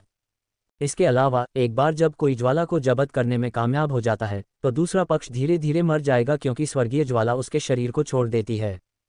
इसलिए ये तरीका आमतौर पर उन लोगों द्वारा उपयोग किया जाता है जो निर्दयी होते हैं और स्वर्गीय ज्वाला को प्राप्त करने के लिए कुछ भी करने को तैयार रहते हैं। दूसरी विधि स्वर्गीय ज्वाला को विरासत में प्राप्त करना है, जिसके लिए भी बड़ी कीमत चुकानी पड़ती है। उदाहरण के लिए, महाद्वीप पर एक प्रसिद्ध संप्रदाय बनिंग फ्लेम वैली, जो आग में माहिर है, को हमेशा एक स्वर्गीय ज्वाला, नॉ ड्रैगन लाइटनिंग ज्वाला विरासत में मिली है। इस प्रकार की स्वर्गीय ज्वाला केवल घाटी के मास्टर को ही विरासत में मिल सकती है, ताकि इसे एक पीढ़ी से दूसरी पीढ़ी तक पहुंचाया जा सके। इस प्रकार यह संप्रदाय का सबसे मजबूत सुरक्षा कार्ड बन जाता है। हालांकि जब इस तरह की विरासत पिछले घाटी मास्टर से नए घाटी मास्टर को दी जाती है तो इसकी अपनी ताकत आधी हो जाएगी, और यहाँ तक कि अगर यह सावधान नहीं रहा तो इसका जीवन खतरे में पड़ जाएगा। बनिंग फ्लेम वैली की विरासत प्रक्रिया में इस तरह का मामला दुर्लभ नहीं है। महाद्वीप में स्वर्गीय ज्वाला निकालने की ये दो विधियां आम हैं, और अधिकांश लोग जो एक निश्चित स्तर की शक्ति तक पहुंच चुके हैं वे इनके बारे में जानते हैं। कोई इसे कैसे भी देखे, दूसरा तरीका हान फैंग के लिए उपयुक्त नहीं था। क्या जियाओमिंग ने नहीं देखा था कि उसकी ऊर्जा खत्म होने वाली थी? और पहली विधि, क्या ये दूसरे पक्ष को मार डालने वाली नहीं होगी? अध्याय 180, समुद्री हृदय की ज्वाला। स्वर्गीय ज्वाला को जबरन निकालने से दूसरे पक्ष की मृत्यु हो जाएगी, ये बात जियाओमिंग को अच्छी तरह पता थी। हालांकि उसे ये भी विश्वास था कि हान फैंग को भी यह बात पता थी। हान फैंग के मृत्यु भयभीत व्यक्तित्व के कारण वह मरने का इंतजार करते हुए खड़ा नहीं रह सकता था। इसलिए जियाओमिंग ने अपने हाथ में संघर्षरत आत्मा शक्ति को ठंडे दिमाग से देखा और गंभीरता से बोला, हान फैंग, तुमने अभी हमारी बातचीत सुनी। क्या तुम चाहते हो कि मैं तुम्हें जबरन स्वर्गीय ज्वाला निकालकर मार डालूं, या तुम इसे खुद ही निकालोगे? अभी हान फैंग की लड़ाई ने उसकी आत्माशक्ति का काफी हिस्सा खा लिया था। साथ ही ये तथ्य कि उसका भौतिक शरीर अभी अभी नष्ट हुआ था और उसका आत्मा शरीर प्रभावित हुआ था। अभी हान फैंग की लड़ाई जारी रखने की इच्छा बहुत कम थी। अगर कोई बारीकी से देखे तो उसे पता चलेगा कि उसका आत्मा शरीर थोड़ा भ्रामक होता जा रहा था। जियाओमिंग की बातें सुनने के बाद हान फैंग का संघर्ष थोड़ा और कम हो गया। हालांकि जियाओमिंग ने उसकी सहमति में कही गई बातें नहीं सुनी। उसने केवल उसे चिल्लाते हुए सुना, हम्फ, अगर तुम्हें मेरी स्वर्गीय ज्वाला चाहिए, जब तक कि तुम मुझे मार न दो, सपने देखते रहो। टस्क, तुम सही और गलत में फर्क नहीं जानते। जियाओमिंग ने उसके शब्दों पर अपने होंठ चटकाए। जाहिर है एक पल पहले हान फैंग ने न केवल स्वर्गीय ज्वाला निकालने के बारे में सुना था, बल्कि यह भी सुना था कि वह जियाओमिंग के लिए उपयोगी था, इसलिए उसने अब चिल्लाने की हिम्मत की। ये तुम्हारी अपनी पसंद है। जियाओमिंग के ये शब्द कहने के बाद उसका दिमाग हिल गया और उसके शरीर के सामने एक अदृश्य ज्वाला प्रकट हुई। जैसे ही ज्वाला दिखाई दी, हान फैंग स्तब्ध रह गया और एक पल बाद वह चिल्लाया जैसे उसने कोई भूत देखा हो। यह एक स्वर्गीय ज्वाला है। यह उस स्वर्गीय ज्वाला से अलग है जिसका तुमने पहले इस्तेमाल किया था। तुम्हारे शरीर में दो तरह की स्वर्गीय ज्वालाएं हैं। नहीं, ये कैसे संभव है? ये कैसे संभव है कि आपके ऊपर दो तरह की स्वर्गीय ज्वालाएं हों? ऐसा नहीं है कि आप साधना कर रहे हैं। जब वह ज्वाला मंत्र का नाम बोलने वाला था तो हान फैंग अचानक रुक गया, लेकिन आगे नहीं बोल पाया। आपकी क्यूई विधि की यह आभा मेरी से बिल्कुल अलग है, जल्दी से मुझे बताओ कि आपको ये क्यूई विधि कहाँ से मिली। अपने वाक्य के अंत में हान फैंग थोड़ा पागल लग रहा था। सू कियान, जो उसके बगल में था, उसने भी जियाओमिंग के सामने अदृश्य लौ को देखा और वह भी थोड़ा स्तब्ध था। ये गिरे हुए हृदय की लौ है। अपने जीवन के अधिकांश समय तक गिरे हुए हृदय की लौ को दबाए रखने के बाद वह काफी हद तक निश्चित हो सकता था कि वह गलत नहीं था, और स्वर्गीय लौ जिसे जियाओमिंग ने बाहर निकाला था वह गिरे हुए हृदय की लौ थी। जियाओमिंग को गिरे हुए हृदय की लौ कहाँ से मिली? सुकियान कुछ उलझन में था और समझ नहीं पा रहा था, और अंत में वह केवल आहें भर सकता था और सोच सकता था कि जियाओमिंग बहुत भाग्यशाली था। 1 साल से भी कम समय में उसने कुछ बहुत अच्छा हासिल कर लिया था। किसी को ये जानना था कि खेती के त्वरण पर गिरे हुए हृदय की लौ का प्रभाव पहले से ही बहुत अच्छा था। हालांकि डू सम्राट के शक्तिशाली व्यक्ति पर त्वरण प्रभाव बहुत स्पष्ट नहीं था। हालांकि जियाओमिंग के पास जो था वह गिरे हुए हृदय की लौ ही थी, इसलिए खेती के त्वरण का प्रभाव अभी भी बहुत उल्लेखनीय था। सुकियान के विचार जियाओमिंग के लिए अपरिचित थे, क्योंकि उसने हान फैंग को अपने हाथों में देखा और उपहास किया। हे, तुम इतनी बकवास बातें करते हो, ऐसा लगता है कि तुमने अभी भी वास्तविकता को नहीं पहचाना है। जब वह ठंडी हंसी खत्म कर रहा था तो जियाओमिंग का दिमाग हिल गया और गिरे हुए हृदय की लौ तेजी से चली हान फैंग की आत्मा पर प्रहार किया। जैसे ही अदृश्य लौ ने हान फैंग की आत्मा को छुआ, हान फैंग के शरीर की सतह पर गाढ़ा सफेद धुआं दिखाई दिया और दर्द की एक कठोर चीख तुरंत उसकी आत्मा से गूंज उठी। लानत है, गिरे हुए हृदय की लौ वास्तव में आत्मा को नुकसान पहुंचा सकती है। हान फैंग कई वर्षों से स्वर्गीय ज्वाला की खोज कर रहा था और कहा जा सकता है कि उसे गिरे हुए हृदय की ज्वाला के बारे में कुछ जानकारी थी, लेकिन वह केवल इतना जानता था कि इसका प्रभाव तेज होता है और वह पूरी तरह से अनजान था कि यह आत्मा पर भी हमला कर सकता है। हान फैंग को देखकर, जो गिरे हुए हृदय की ज्वाला की एक लपट द्वारा ऊपर से नीचे तक जल रहा था, जियोमिंग मुस्कुराया और अपना सिर हिलाया। ये पहली बार नहीं था जब उसने आत्माओं पर गिरे हुए हृदय की ज्वाला का दमन देखा था। उसने पिछली बार जब स्वर्गीय हंस के 9 स्तरीय पंखों को परिष्कृत किया था, तब पंखों में बची हुई आत्मा को जलाने के लिए इसका इस्तेमाल किया था। उस समय आखिरकार ये केवल एक बची हुई आत्मा थी और गिरे हुए हृदय की ज्वाला की शक्ति बिल्कुल भी काम नहीं आई थी। आज हान फैंग के खिलाफ ये स्वर्गीय ज्वाला अपनी असली शक्ति का प्रदर्शन कर रही थी।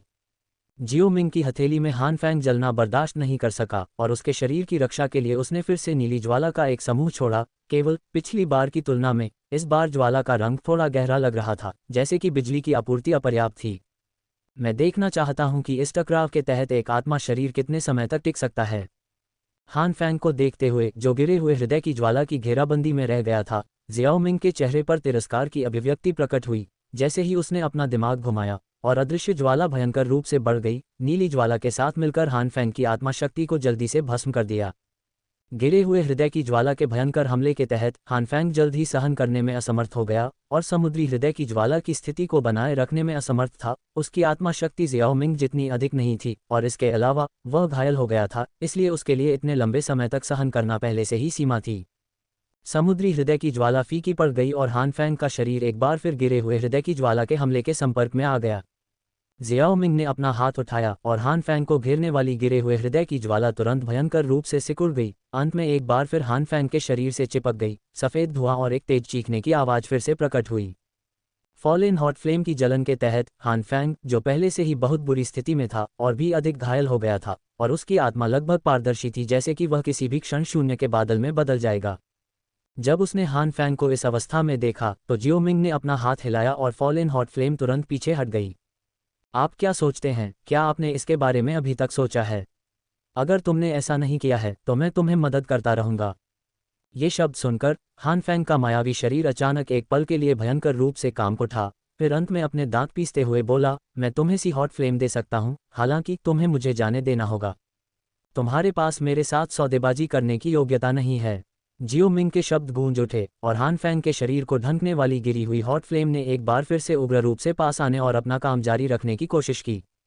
रुको, मैं इसे तुम्हें सौंप दूंगा। हान फैंग ने ये शब्द कहते समय केवल ऐसा महसूस किया जैसे खून टपक रहा हो।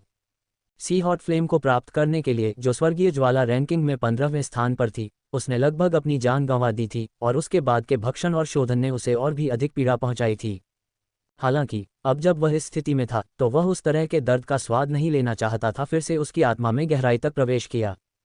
ये ध्यान में रखते हुए जियाओ मिंग की निगाह के नीचे हान फैंग ने अपने दांत पीस लिए और उसके माथे से एक गहरे नीले रंग की लौ निकली और जियाओ मिंग के सामने तैरने लगी।